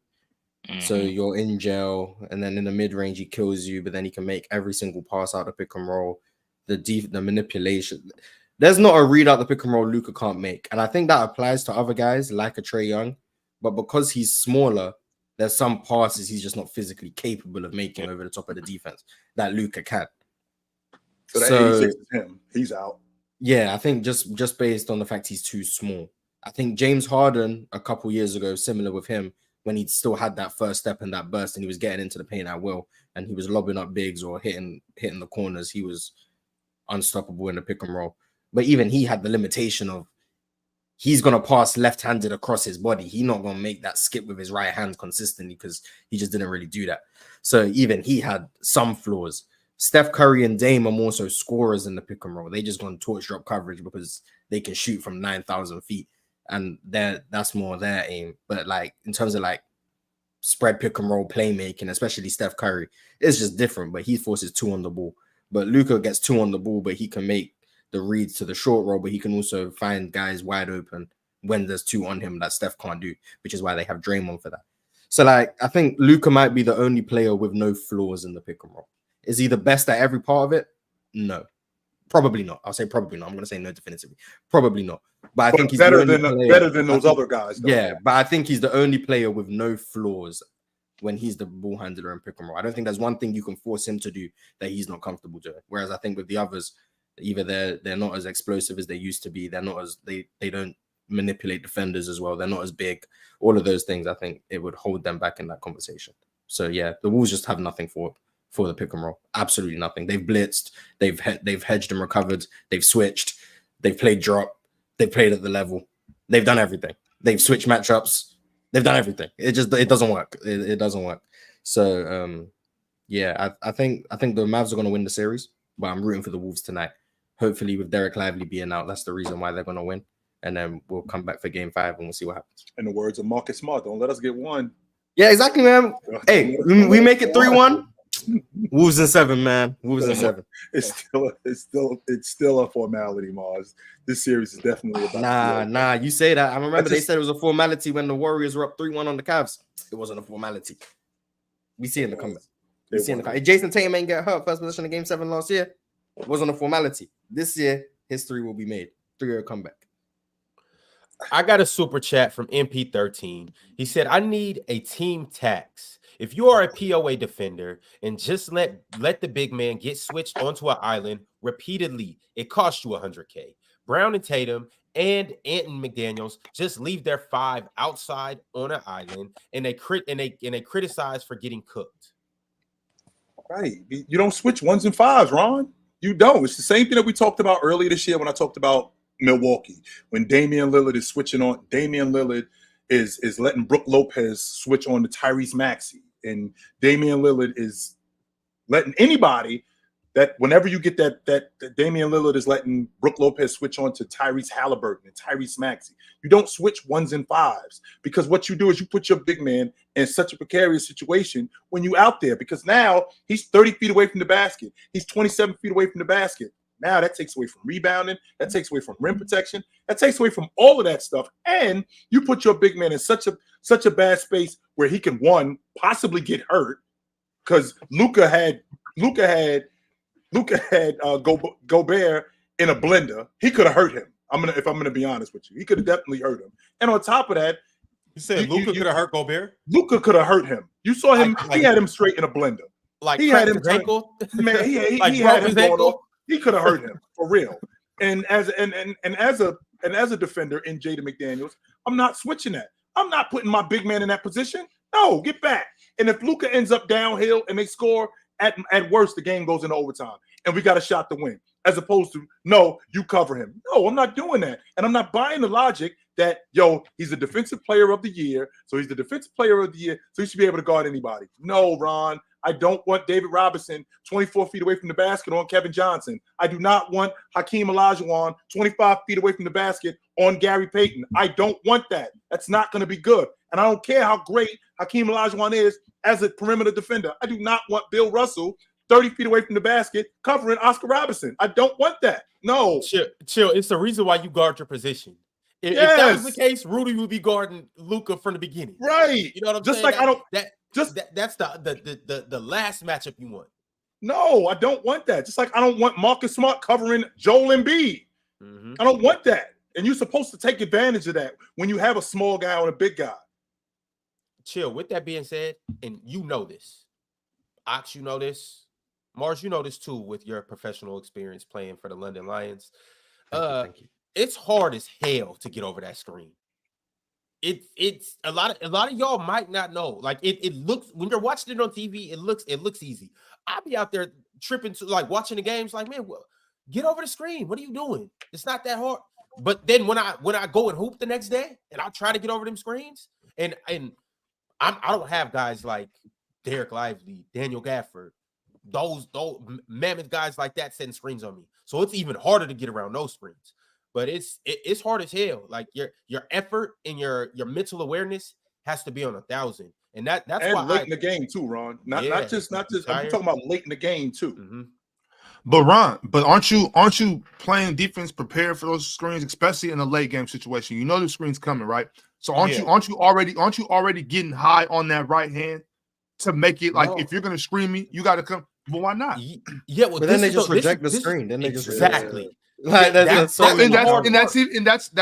Okay, so that's what I'm saying. So now I'm staying on you. If I'm playing you high up this way, if you come at the very least, Mars, that will make the big man have to move extra to come screen on this side. At least I'm making you do something else. I'm not just allowing myself, because Ron, I understand what you're saying, and I get that, but a lot of times these guards are just letting themselves be screened.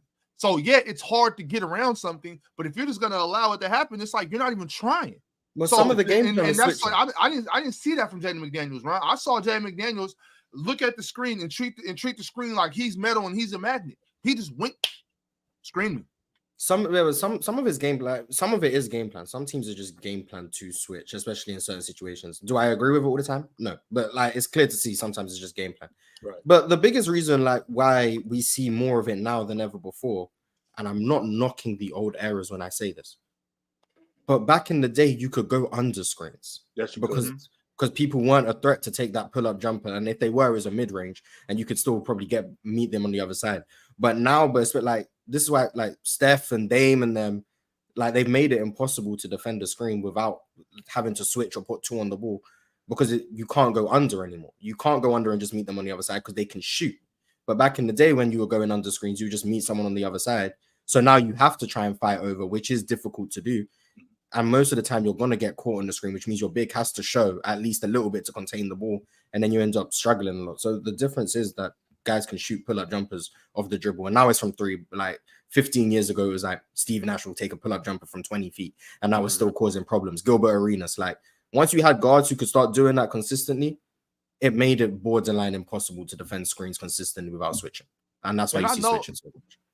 And I know that we've dissected this 5 seconds of basketball so many times, but I just want to say, like, don't we at least trap that screen? Doesn't Jaden McDaniels at least get back? Aren't we at least making Luka Dončić pass the ball to Derek Lively or whoever? I would have done something different in that situation, 100%. Like, aren't we okay with Luka giving him the ball at the nail? I'm fine with that. Whoever, and you know what? To go even further, I'm fine with him giving that and nobody even rotating off the shooters and him just getting a wide open dunk. I'm even okay with that. I hate it, Mars. I hate that. I never want to see that. You have to get I never want to see that in basketball. I want somebody to rotate off of. I'm not sure who's in the game for the Mavericks. I'm okay with. I would ideally. I want somebody. Oh, he was right under the fence, right under the rim. Okay. So who was cat guarding? PJ? Yeah, I'd assume Derrick Jones. Was PJ in the corner? It was PJ over in the PJ was in the left corner. So okay, I want PJ shooting that on a late closeout before I want Luka shooting a step back. We know Luka's step back right there is deadly. We've seen him do it so many times. I'm okay with Derek Lively getting a wide open dunk or PJ shooting a late contested 3 over us watching Luka just bake and play with Gobert, because that's all he was doing. He was toying with him, like, okay, go over there, then go over there and watch this. That's all we saw, bro. It was just like that's too easy. It's way too easy. That was despicable defense at the end of that game. And on top of that, Ox, I feel like the pick and roll heavy league that we're in, guys are so used to navigating pick and rolls. What I mean when I say that is they know how to split the trap now. So if you want to blitz us, we know how to split the trap. If you not just blitz us, if you drop, or we know how to hold the screen. So when the screen comes, I'm not rushing. That's how these guys end up finding themselves with offensive fouls. Luka is so good at that where he won't rush. He'll wait for Derek Lively. He'll wait for Gafford once he comes to set that screen. He won't rush so Gafford doesn't pick up an offensive foul. And once he does come with the screen, now Luka is paying attention. If you're going to blitz me, what I'm going to do is I'll get wide, get off the ball, know who to get the basketball to, or I'll split the double team, which I'm more comfortable with getting the ball out of Luka's hands more than I am him splitting the double team. And to your point, Mars, when I'm rejecting the screen, well, if you reject the screen, what I'll do is I'll back it out and I'll just get it again. Maybe I'll get it from the other side, because that's what we do when we're hunting mismatches. I'm hunting. If I can't get Rudy Gobert on me, well, maybe I'll get Mike Conley on me. I'm going to get the mismatch that I'm looking for, because you guys, especially at this point of the game, you're going to switch. More times than not, you're not fighting over screens, which makes me nuts, by the way, because a lot of these screens are ghost screens. They're not really that difficult of screens to get around. They're ghost screens that you can get around. Yeah, right. But when it's part of the game plan. But I want to also, Derek Lively wasn't a good screener at Duke. So him becoming as good of a screener as he's becoming his rookie year, that's a test. Like, and I think he's becoming better at everything, Mars. Like, yeah, like I remember when he got drafted, I was like, I like him, but I think there's like it's gonna take him a little while. He's a project. He was good the first game, and like he's improving like at a very like high rate. Like, I'm not saying he's gonna be the best big in the league or anything, but he's improved at a very high rate, and his screening is one of the things that he's improved at the most over the course of the season. So I want to give Derek Lively credit for that. I know Luke has definitely been in his ear telling him about like how he likes his screens, about flipping the angles of the screens, all of those things. So and yeah, someone said he's been working with Tyson Chandler. I see that a lot. Like Tyson Chandler in that Dallas facility working with all the bigs. That definitely has an impact. That's so cool. I didn't know that. Shout out to Derek Lively, and he was 1000% robbed of all rookie first team, like 1000%. But it is what it is. That's once you said that, Morris. The thing that was the first thing that popped in my head was it has to be coaching. If you weren't good at it at Duke, maybe it was just because you're a 5-star prospect, or we just don't care too much. We want you to do other things. We're not that concerned about you screening. But you know, when you come to Dallas, your job is to rebound, block shots, and set screens for number 77. So it was probably like you go over the roles of your players in the beginning of the year. And Jason Kidd and Tyson Chandler, whoever's on that coaching staff, they sat him down and was like, "Yo, we need you to be a screen setter. That's going to be one of the main things we need you to do. Whether it's on-ball screens, which it's going to be a lot of that, off-ball screens, however." And so, I mean, he probably took it personal and wanted to be good at this. And he is really good at it. So yeah, that was a good point too, Mars. Because what is understated, or maybe some people don't understand, is like angle. The angle of the screen you set is very important. You can't, you know what I'm saying? We don't got to get all the time, but yes, that's very important. No, talk about it, Ox, because again, we talking basketball up here. This is what we're talking about. You're a big man, so you can we talking basketball. And so people need to understand as a guard, when I got the basketball and Big Ox, you come to set that screen, the angle that I need to take in order for one, me to get open, and two, for me to get you open. Mm-hmm. Well, I got this play where just was teaching the kids last week down there. And it's like a man offense, but we overload this side just so we can get the high pick going back the opposite way. Right. And one of the girls, she came up high to set the screen, but she was standing like parallel, back straight to the baseline.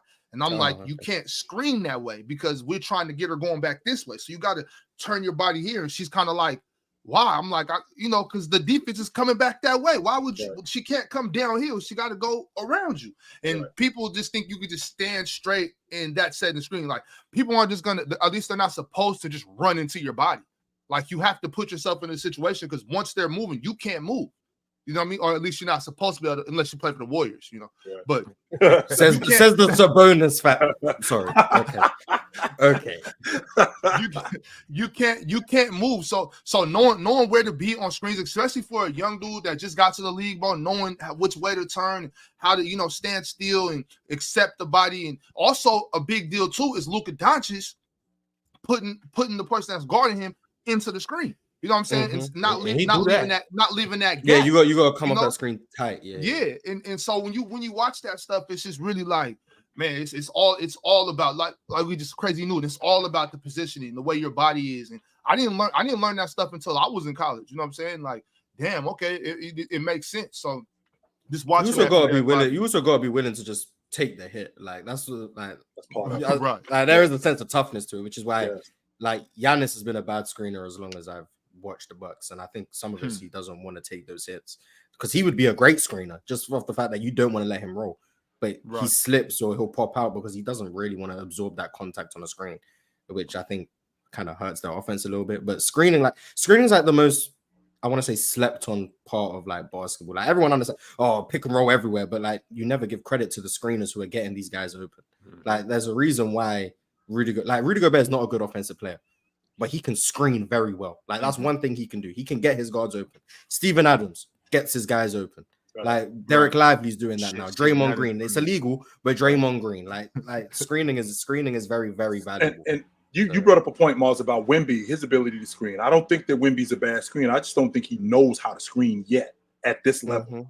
I feel like once he learns how to screen at this level, he's going to be impossible with the pick and dive, with the short roll, with the pick and pop game. He's going to be impossible. I don't think that because he's lanky like that. I do think he's going to put on some weight, but I do think that once he learns how to screen, learns angles, he's going to be even better.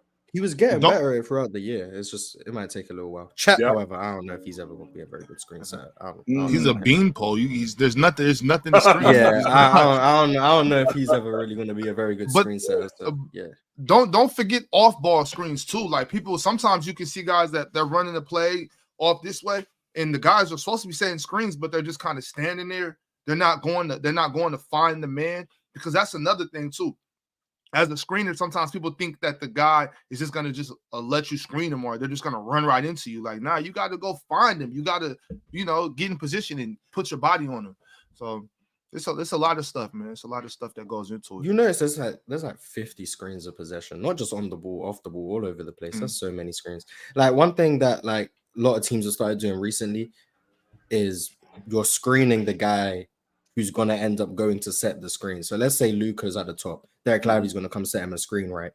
But if you have Derek Jones screen for Derek Lively before he goes to set the screen, now the big is behind the play because he's had to get around Derek Jones' screen. And now Derek Lively can set the screen on Luka with the big man behind the play because he already got screened. Like stuff like that. Like that happens so often. Like a team like the Suns do it a lot. Like they'll have Grayson Allen set a screen for someone who's coming up to set a screen for Devin Booker. And then now you got Grayson Allen popping out to the 3-point line. It causes a lot of like misdirections and stuff. So like teams do that a lot. And like the most like common off-ball screen is like when someone will like cut to the corner and like you'll have like PJ Washington will set like that little back screen for like Kyrie in the corner. Like when Kyrie will pass and then he'll relocate to the corner, he'll set that little back screen so the person chasing Kyrie can't get out there and you get an open three. Like those screens are like very valuable. And it's not going to show up in the box score. Like PJ Washington's not going to get an assist for that. But he's the reason Kyrie was open, like alongside Kyrie running. But he's the reason Kyrie was open. So Steven Adams is one of the best back screeners in the league. Of all the guys, that's why we gonna be different next year. Chill. Steven Adams is one of the best back screeners in the league, and I don't think that this is used nearly as much as it should be. Because to your point, Mars, when you're talking about a guy who's back screening, when you're talking about a guy who's back screening, if I'm back screening, more times than not, I'm going to be the guy open, because when I back screen, you're going to help. All I got to do is flash to the basketball, depending on where we are. So if I do that, then I put myself in a position to score or to make a play for somebody else. I don't think that they utilize that nearly as much as they could in the NBA. That's why Houston going to be different next year. Steven Adams setting screens for Amen Thompson, Jalen Green, and the big fella and the big fella too. Hey. Cross screens. Yes, cross screens too. That's going to work. That's definitely going to work. And Reed Shepard as well. I got to shout out playerschoicemerch.com right now. Make sure you scan this QR code and get you something like the good old shirt that Chill's wearing, or this hoodie that I'm wearing, or whatever you may see Swiper wearing, things of that nature. You see it. Y'all do yourself a favor. Go to playerschoicemerch.com. Also, like the video if you haven't liked the video. Let's get up to 600 likes today. Let's make something happen, man. Just like we're gonna see a 3-0 comeback. Let's see 600 likes live. Let's do that. I got a few super chats. What's up, Ox? I was just gonna say, because you said if you see Swiper winning, did y'all seen yesterday or the day before? No, that was Friday. It was Friday or yesterday when Swiper had the hat on. It was the light brown hat, and somebody in the chat said, "Damn, Swiper, how'd you get the Nike tattoo tattooed on your forehead?" I was fucking crying, bro. I was crying. That's crazy. Hey, MP13 said, if I hear one more time from the talk show people that Gobert is trash because he can't guard Luka in isolation, I'm gonna lose my mind. Luka was deep frying everyone in the pick and roll, and only Rudy gets killed for it. It's complete BS, man. I keep bringing it up, and I'll bring it up until somebody shuts down the logic. Do you want Kevin Johnson on David Robinson 24 feet away from the basket? Do you want Dikembe Mutombo on not Karl Malone. No, you want Dikembe Mutombo on Mitch Richmond or Clyde Drexler 26 feet away from the basket? No, I don't. I do not. To Ron's point, there's a reason why we have positions. I do not want Drex on the box against Olajuwon. I don't want that. That's not going to work. So because I don't want that, I also don't want Tim Hardaway dragging Dikembe Mutombo 24 feet away from the basket. I don't want that. No. Even more though, Chill. That's not even what that is. You're saying like these little guards. That's like Tracy McGrady dragging you out there. This is Luka Dončić. Luka Dončić is 6'8". He shoot. You know what I'm saying? So it's not like. And a lot of times, if you got a little guard, maybe Rudy can actually contest a little better recovery because you're shooting it from lower. You know what I'm saying? Luka getting that shot off up here. Like, well, you're not getting back to that. That's not especially happening. When he creates the distance that he creates. Yeah, it's a step back for Luka is maybe, Ron, you were pointed it out the other day, the distance he was creating with the crossover, the distance he created with that step back. When you're 6'8", your step back is getting you an extra 5, 6, 7 feet. Whereas a little guard, that step back might not get you as far away as you think it is. I can still get my fingertips on that ball. Luka Dončić, you are not getting back to that jump shot. I don't care how good of a defender you are. It would have been the same thing with Bam, AD, any of those guys that are moving their feet. The only person that could have possibly got back to that shot is the young fella, Vic. Yeah, Wemby. He's the only one that possibly could have got back to that. Chet's getting burned on that. All of them are getting burned on that. You know how I feel about Evan Mobley, and he couldn't get back to it when Paul George, and that was damn good defense. He couldn't get back to that shot. Paul George 6'9". Man, Paul George 6'9", and he couldn't get back to it. And I thought that was good defense. He stayed with him as tight as he possibly could. When Paul George stepped back and created that distance, it was a wrap. You give an NBA player 6-7 seconds pure isolation. Like, I don't know what you're meant to do. Like, I don't know what you're meant to do. No. I don't know though, Mars. Maybe DeMontis gets back to it. Superchats around Superchats. No. Frost became a member today. Shout out to Frost. Also, back in joined the membership tier. Shout out to back in. Shout out to Frost. They both became members today. Welcome to the show. Shamar Trusty has been a member for 10 months, and he said Cat has the worst three-point percentage at 13.2 in Western Conference Finals history. Just so you know, Mars, the last 3 games, 3 for 22 on the long ball. Just a 3 for 22 on the long ball. Not sure how your math works, Ox. That's 1 for 7 on average. 1 for 7. Yeah, I'm actually tired of it. I'm tired of it. Don't blame Ant no more. Leave Ant out of this. You talking about the wrong animal, insect, whatever you want to call it. It's not an ant. It's a cat that we should be talking about. It absolutely is. Yo, this dude is shooting. Ant can do better too, though, Ron. Hold up. Yes, he could. But Ant's not shooting 27% from the field. He's not shooting 13% from the three-point line. Oh, Ox, them dumbass 12-foot floaters. You can't move PJ Washington off the box. No, he can't. PJ Washington's moving him. He can't move him off the box, Mars. He can't do anything with him. If you just look at these matchups, I'm not even talking about schemes. I'm just talking about I'm throwing the ball into Cat on the block. PJ Washington is covering him. You should win that matchup. Every time. You should win that matchup. Meanwhile, I got you shooting 12-foot floaters. I'm good. He's really pissing me off, Chill, because I hate when stuff like this happens to me. Because I just got so easily tricked, so influenced. I'm got bamboozled, and I'm embarrassed because I knew Cat I knew he was a chump. I knew he was soft. I said this for the first 8 years of his career, man. This dude is a bozo. He's weak on the block. He's soft. He's sorry. I said this, and then he shows me something. He shows me something for 4 or 5 months, and I'm like, oh damn, look at Cat. You know what I'm saying? Like, he's playing physical. He's getting downhill. He's going to the rim. He's catching tip dunks. He's attacking the basket. And then this bullshit. Ox, did you buy some nonsense? Is that what you did, Ox? And did you get taken? Man, I purchased it, man. I'm a mark. Yo, I got jerked.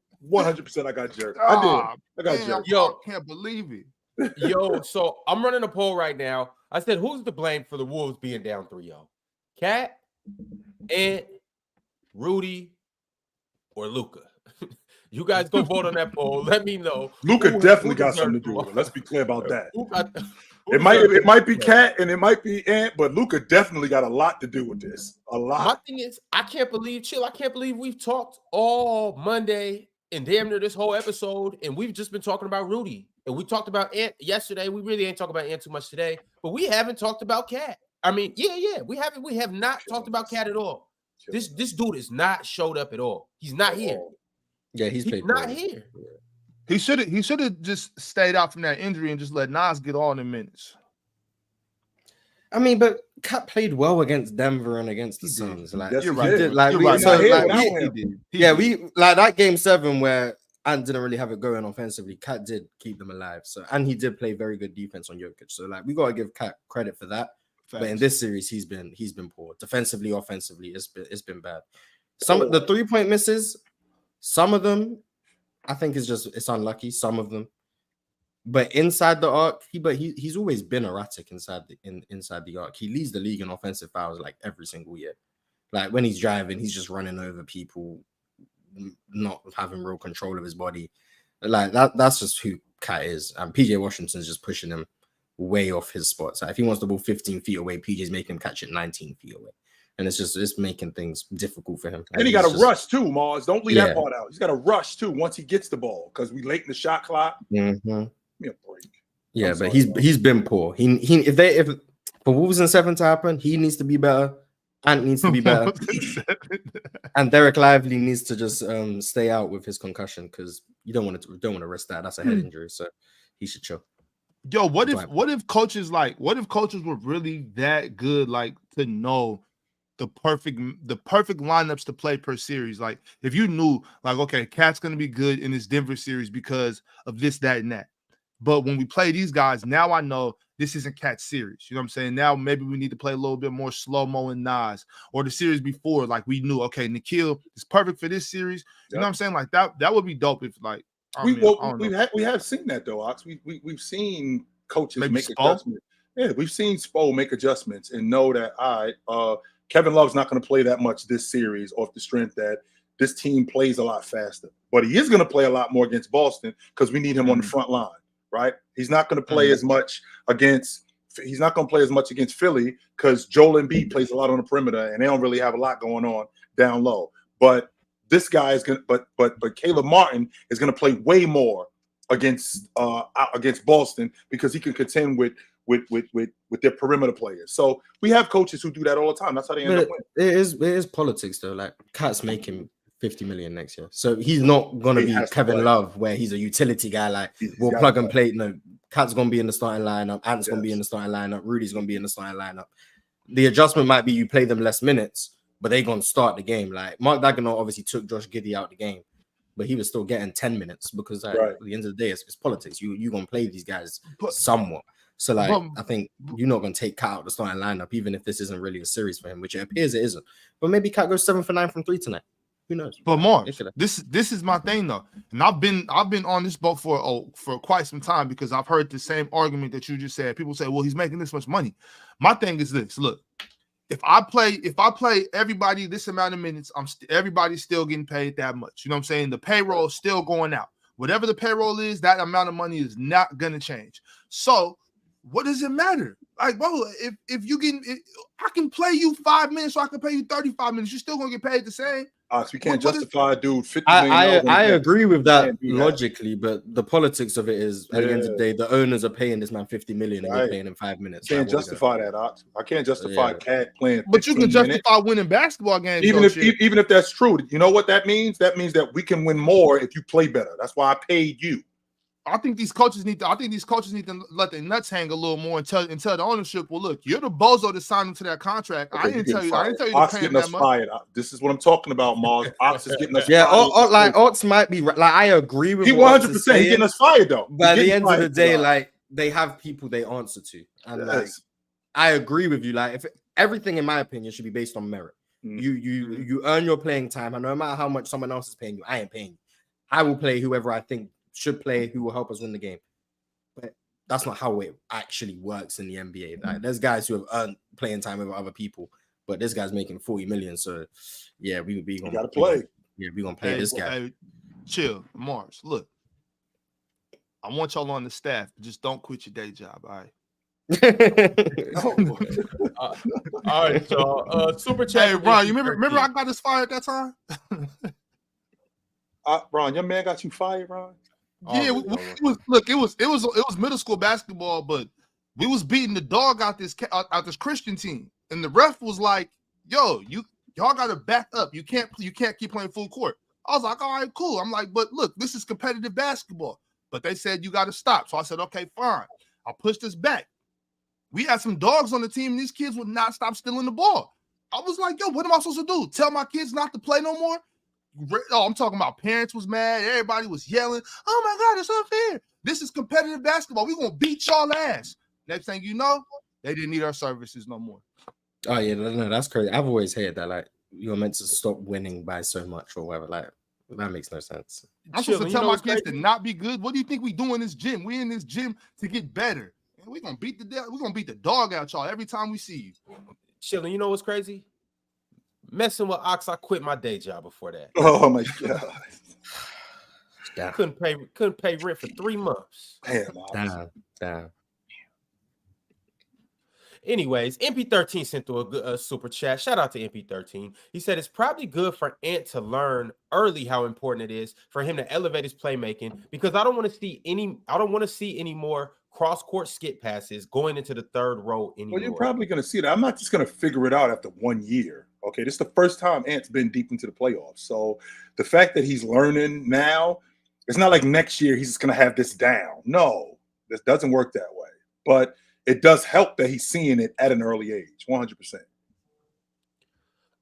The Mars Glazer sent through a super chat and said, "Happy belated birthday, Mars." Dub stream. Thank you. It was a great birthday. I enjoyed it very much. Mars' 4th birthday of the year. What the hell is going on? It was a good time. I enjoyed it. I suppose a lot of celebration. Yeah, it was wonderful. Shout out to Mars. I heard It was going up out in his section. You know, I heard the whole area turned up for him. Also, too, Morris officially turned. We got to show love to Morris because he officially turned the big 16. So, I thought he was I thought he was a legit adult. I thought he was 18.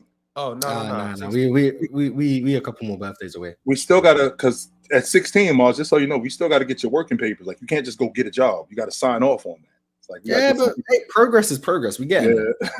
Yeah. So we growing. We getting older by the day. I'll be 18 before you know it. All right. It's Zamzay said ticket spitting. L Ox, L Cap Town. Cooked. Kai Biggie Avelli said calling it Dementia Town is crazy work. That was something that they made up in the chat. So that wasn't my logic. Mm-hmm. Zulu said Luka over or under 10 free throw attempts in the finals. They ain't made the finals yet. Moves in 7. I'm gonna say under. Quabe said ticket and ex-NBA player Glazer 100%. Gotta glaze somebody, I suppose. Your mom with the super chat said ticket would have kissed his sister if MJ told him to. Come on, man. No comment. Reggie Reg said Ron, dub host, stand on business. Nope. Do not gas Ron. He's still garbage. Trash. Oh, yeah, for sure. He's still garbage. I'm not trying to hear that from Ron. Ron is 10 toes. I'm standing 10 toes. Still garbage. Trash. Jameer Toussaint said ticket and chill. Hate when Ron does his job. Yep. You still reading the super chats at the end of the show? Nothing's changed. Nothing. Zero, Mars. We're still right where we were. We still. And on top of that, are we going to get to all of them? Is the $1 million question. You got to spread them out so we got some to cherish at the end of the. See, these ones right now are like dessert. You know, we saved the good ones for the end of the show. We saved the blue super chats for the end of the show. The yellow and orange ones get read during the show. And then the green ones get sprinkled in somewhere in between. And you know what I just discovered though? It's actually better to have dessert first. I start eating like not have ice cream before the food. What are you doing, my son put me up on this. Chill. Oh, he convinced me. I remember your son tricked you into getting ice cream. Crazy. Are you feeding the boy cookies before cereal? Is that what you really doing? No. But cheesecake though, you eat the cheesecake before the dinner. Boy, I'm telling you. No. Come on, you can't beat it. No, don't put the my son's smarter than me, Chill. He whoops me. He clearly is. He got you tricked, Docs. You don't get a boy ice cream before dinner. No. He said the first time I told you about the time he almost convinced me that gravity wasn't real. I was like, damn, he got the point.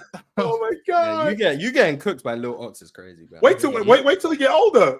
Wait till he get. Oh, he gonna have you figuring out why you should give him the keys to the car. You're gonna be trying to like, well, you know what? That's not a bad idea. That even though I don't got my license, I ain't gonna really drive that fast, and I'm taller than everybody, so the cops ain't gonna look at me crazy. They're gonna think that I know what I'm doing anyway. Instead, Ox gonna be like, yeah, you know what? That does make a lot of sense. I'll give you the keys. Get them goddamn keys from him, Ox. Crazy. You already convinced me for him. Cheers. See, here we go. Marquivian Black said, Kai said Jersey's supposed to hold each other down. Shaking my head. What's that supposed to mean? That's supposed to mean because I'm from Jersey. Yeah, he's gonna say chill. Yeah, because I'm from Jersey. Yeah. Drink More Water said, which 7 years, Chill, and why were they unstable? 7 years. Well, again, Kyrie Irving came out and said, quote, to LeBron James that he apologized. This leadership thing is a lot harder than what you thought it was. It is. It's a lot more difficult than what you think it is. So he's had some issues. 100% he has. Trin said, it looks like Jaylen Brown is dominating Ox. Right, I don't even know what read that one, bro. I didn't like that one. Mars, I really there's a part of me that watches Jaylen Brown and I'm looking at his game and I'm like he should be averaging like 28, But should he? He makes no sense to me. Like his game, like he's got that 2-dribble pull up that is cash, and I'm like, that should be cash. But should it be? I don't understand Jaylen Brown. That man, he came into the league. I wasn't a believer for many reasons, and like he still has the same weaknesses he had in school, but he can shoot. But my brain is telling me he can't shoot, but he can. And I'm looking at he can't make free throws. So I'm like, see, that's proof he can't shoot. But then when he actually takes jumpers, he makes them all the time. So I'm like, how can he shoot? I don't know. I don't get it. I don't get Jaylen Brown. I want to do a case study on Jaylen Brown one day. And I'm trying to figure out what's happening because it doesn't make sense. He was nasty at Cal though. Like at Berkeley. For sure, but he was a transition monster, and he's a transition monster in the league, but he couldn't shoot. That was the thing he couldn't do. He couldn't shoot, and he couldn't dribble. And what's his biggest weakness in the league is he can't dribble. But like he's worked on that, he's improved on that. The decision making, the passing has improved year on year, and now he's a legitimately good shooter. Like no one could be like, oh yeah, leave Jaylen Brown. Like, but that used to be the game plan. But now you can't do that. And now he can dribble a little bit. Like, don't make him do too much, but like, he can do that. Like, he's just gotten better year on year, but it doesn't look like he's gotten better. Like, I don't know how to explain it. Yo, Mars, when he went left, the ball went low. He kind of got back to it when he split this way. I was so scared right there. I was like, no, Jaylen. And he picked it up and he made the right decision. Looked off Jayson Tatum and got it to Derek White in the corner. Oh my God, I was so scared. I was like, no, Jaylen, please don't do this. Not right now. Please don't. Yeah, like he just doesn't make sense to me. Like, it's just shout out to Jaylen Brown for clearly working on his game. Like, clearly. But hey, when he made that read and he passed to Derek White in the corner, for those of you who was watching with me on playback, the minute Derek White caught the ball, I said, oh, anybody but him. Anybody. And he ain't been making anything too. But hey, that corner three, I'm like, in those situations, the only two people that I don't want shooting a three is Derek White and Al Horford. You know they're gonna knock it down. Jayson Tatum, obviously he could shoot. He's a very good shooter. There's a chance he gets it and he takes some dribbles or he does something else with it. You know Derek White and Al Horford, they shooting the ball. It's no hesitation. And they gonna knock it down. Al Horford do not fold, man. But RIP to Pacers. Shout out to him. It's been a good season. We'll be back next year. Better, stronger, healthier. Jameer Toussaint said, is Kyrie even better than Brunson right now? It doesn't matter. There you go. Jaylen somewhere chilling in Aruba. He is straight chilling with his feet up. You're like, hey, I did what I was supposed to do.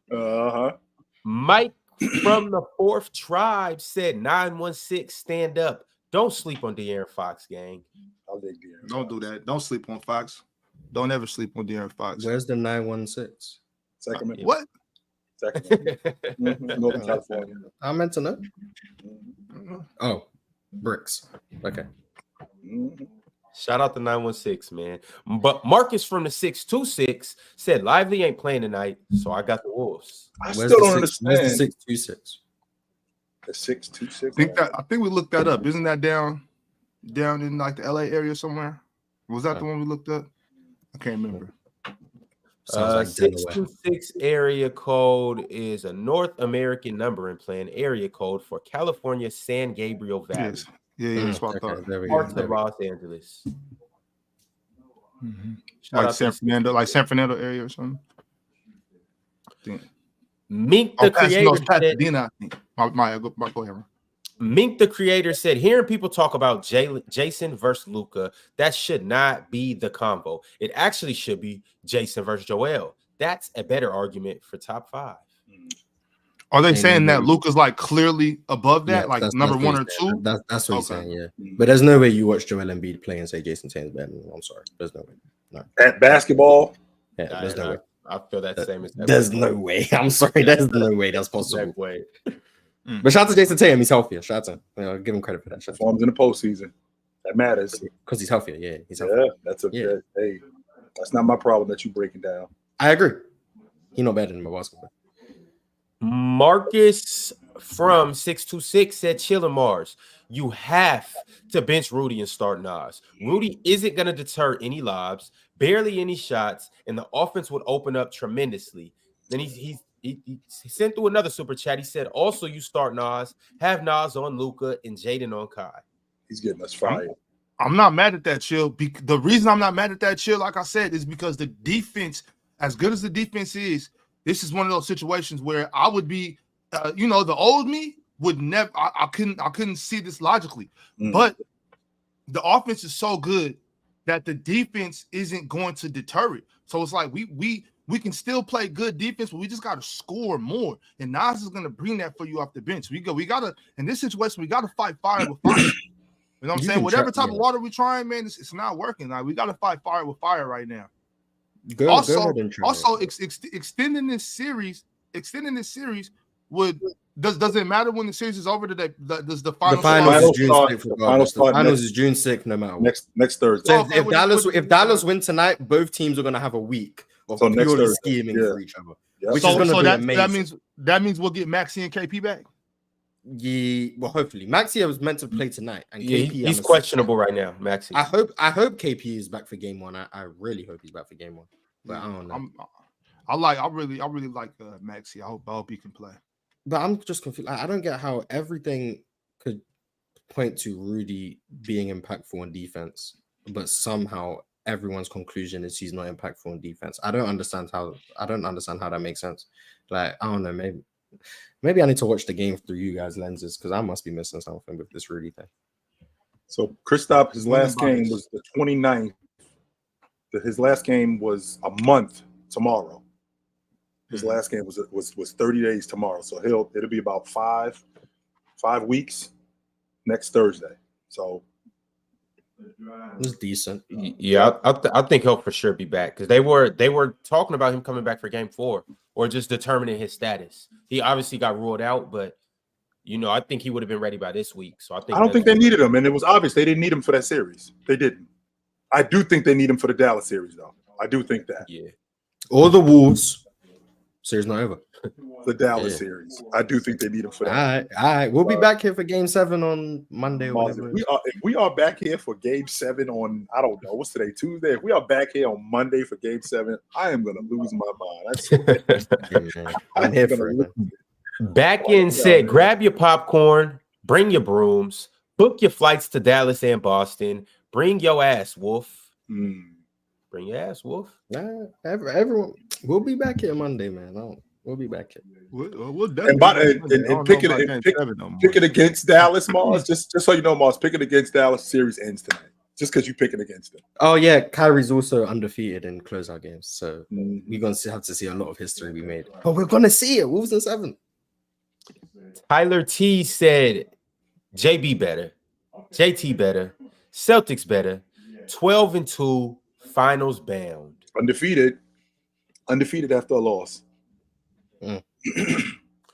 DSG Piccolo just sent through a super chat. He said, y'all hear what Kendrick Perkins said about voting for DPOI? Said he regrets voting for Rudy and that he has tarnished the award.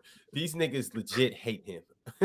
Can you imagine Kendrick Perkins as a big defender? Can you imagine Kendrick Perkins getting stuck on an island with Rondo? Oh my God. What would that look like? No, take it a step further. Let him get on the same islands that Rudy be on. Right. Imagine him getting stuck on an island with Luka. Imagine him, and I don't even mean smaller guys. Like, imagine bigger guys. Imagine him getting stuck on an island with Brian. Imagine him getting stuck on an island with him. I'm sorry you've been there before. It's crazy because KP was on a team. He was guarding like the big, so KG could roam around and just blow up everything, which is what Rudy's role is. But somehow he doesn't understand the value of what Rudy's doing. Which, by the way, Mars, I'm sorry. How did that work out for KG? How did in 2008? I believe, I may be wrong. I believe he won the Defensive Player of the Year. I believe. I'm 100% confident he won the Defensive Player of the Year that year. 100% confident. Yeah, I'm like 85% sure of that. Someone told me he won it in 2004, but I believe he won it. Yeah, 100% in 2008. I'm so disappointed in Kendrick Perkins for making that statement. Like, well, why would you do that? Because not only that, but you're just kind of discrediting yourself too. I don't get it. It's just like, boy, that's crazy. I don't get that. Liban Ahmed said, I don't see KP coming back. Giannis said he couldn't even run after 4 weeks. I know everyone's body's different, but these calf strains are for real. Giannis said that? It depends. It depends on the severity. I mean, everyone like KD came back after a month. We saw what happened, but KD came back after a month. Everyone's calf strains are different. Same thing with like hamstring strains. Everyone's different. It's about how his body reacts, how severe it was. But I guarantee he's been getting treatment around the clock for a month. Like I guarantee that he's been getting top-notch treatment. So if he can go, he'll go. But if he can't, he can't. I'm not gonna call him soft if he can't go. But what happened with Giannis is a little different though, because that's not just on the court stuff. That's the basketball gods. You know what I'm saying? Punishing him for selling Drew. And you see what's happening with Drew right now. So you know, it's gonna be different for Giannis. The basketball gods are fully invested in this. Nick Tri-State said Nembhard is who everyone thought Jalen Suggs was. Offensively, I can. Did they play together at Gonzaga? Or Nah. 20? No. Suggs was the year. Wait, yeah, right? Well, Suggs was the year. Because Nembhard was there multiple years. Yeah, he hit that buzzer beater. I think that was in 2021. I'm sorry. I'm a check because I remember watching Nembhard at Gonzaga when he was there with Chet, but I'm like 90% sure he was there. Duke said yes, they did in the chat. Check. Try to say yes. The chat saying yes. Yeah. He was there with him. Yeah, he was there. Yeah. I know Gonzaga be putting out some fire teams, y'all. They had Nembhard. It was Nembhard, Corey Kispert, Jalen Suggs. Yeah, good team. All right. Mink the creator said JT is going to ball out. Finals MVP coming soon. L Mavs. Mink also said JT always, and he means always, performs and outperforms Joel in the postseason. Yes, he does. Joel's always hurt. Like, I'm fine. Like, if the reasoning you have JT better than Joel Embiid is because Joel's always hurt, I'm not gonna argue with you. But if you genuinely believe he's better than him at basketball, you're wrong. And last but not least, a super chat from JJWAD. No, y'all see it. No, Mars. You can deny it. You can deny it all you want. Ron still ran over. Like we still like. I should be on open gym right now. Right now. The show should already started. But instead, that's what we're doing. Garbage, Ron. Garbage. And what Crunch and Ticker will try to sell you is that I'm jealous because I like when they say L host because Ron's an L host. You know what I'm saying? That don't got nothing to do with it. It's all love, but bro, you suck, man. Hey, well, to everybody who thinks I'm an L host, join this Telegram group chat and talk about how bad of a host that I am. If you don't think I'm an L host, if you think I'm a dub host, like the video, subscribe, become a member. Oh, and then go join Open Gym after this. We'll catch y'all tomorrow, same time. Merry Christmas. Later. Happy birthday, Mars. Thank you. For the fourth time this year, by the way.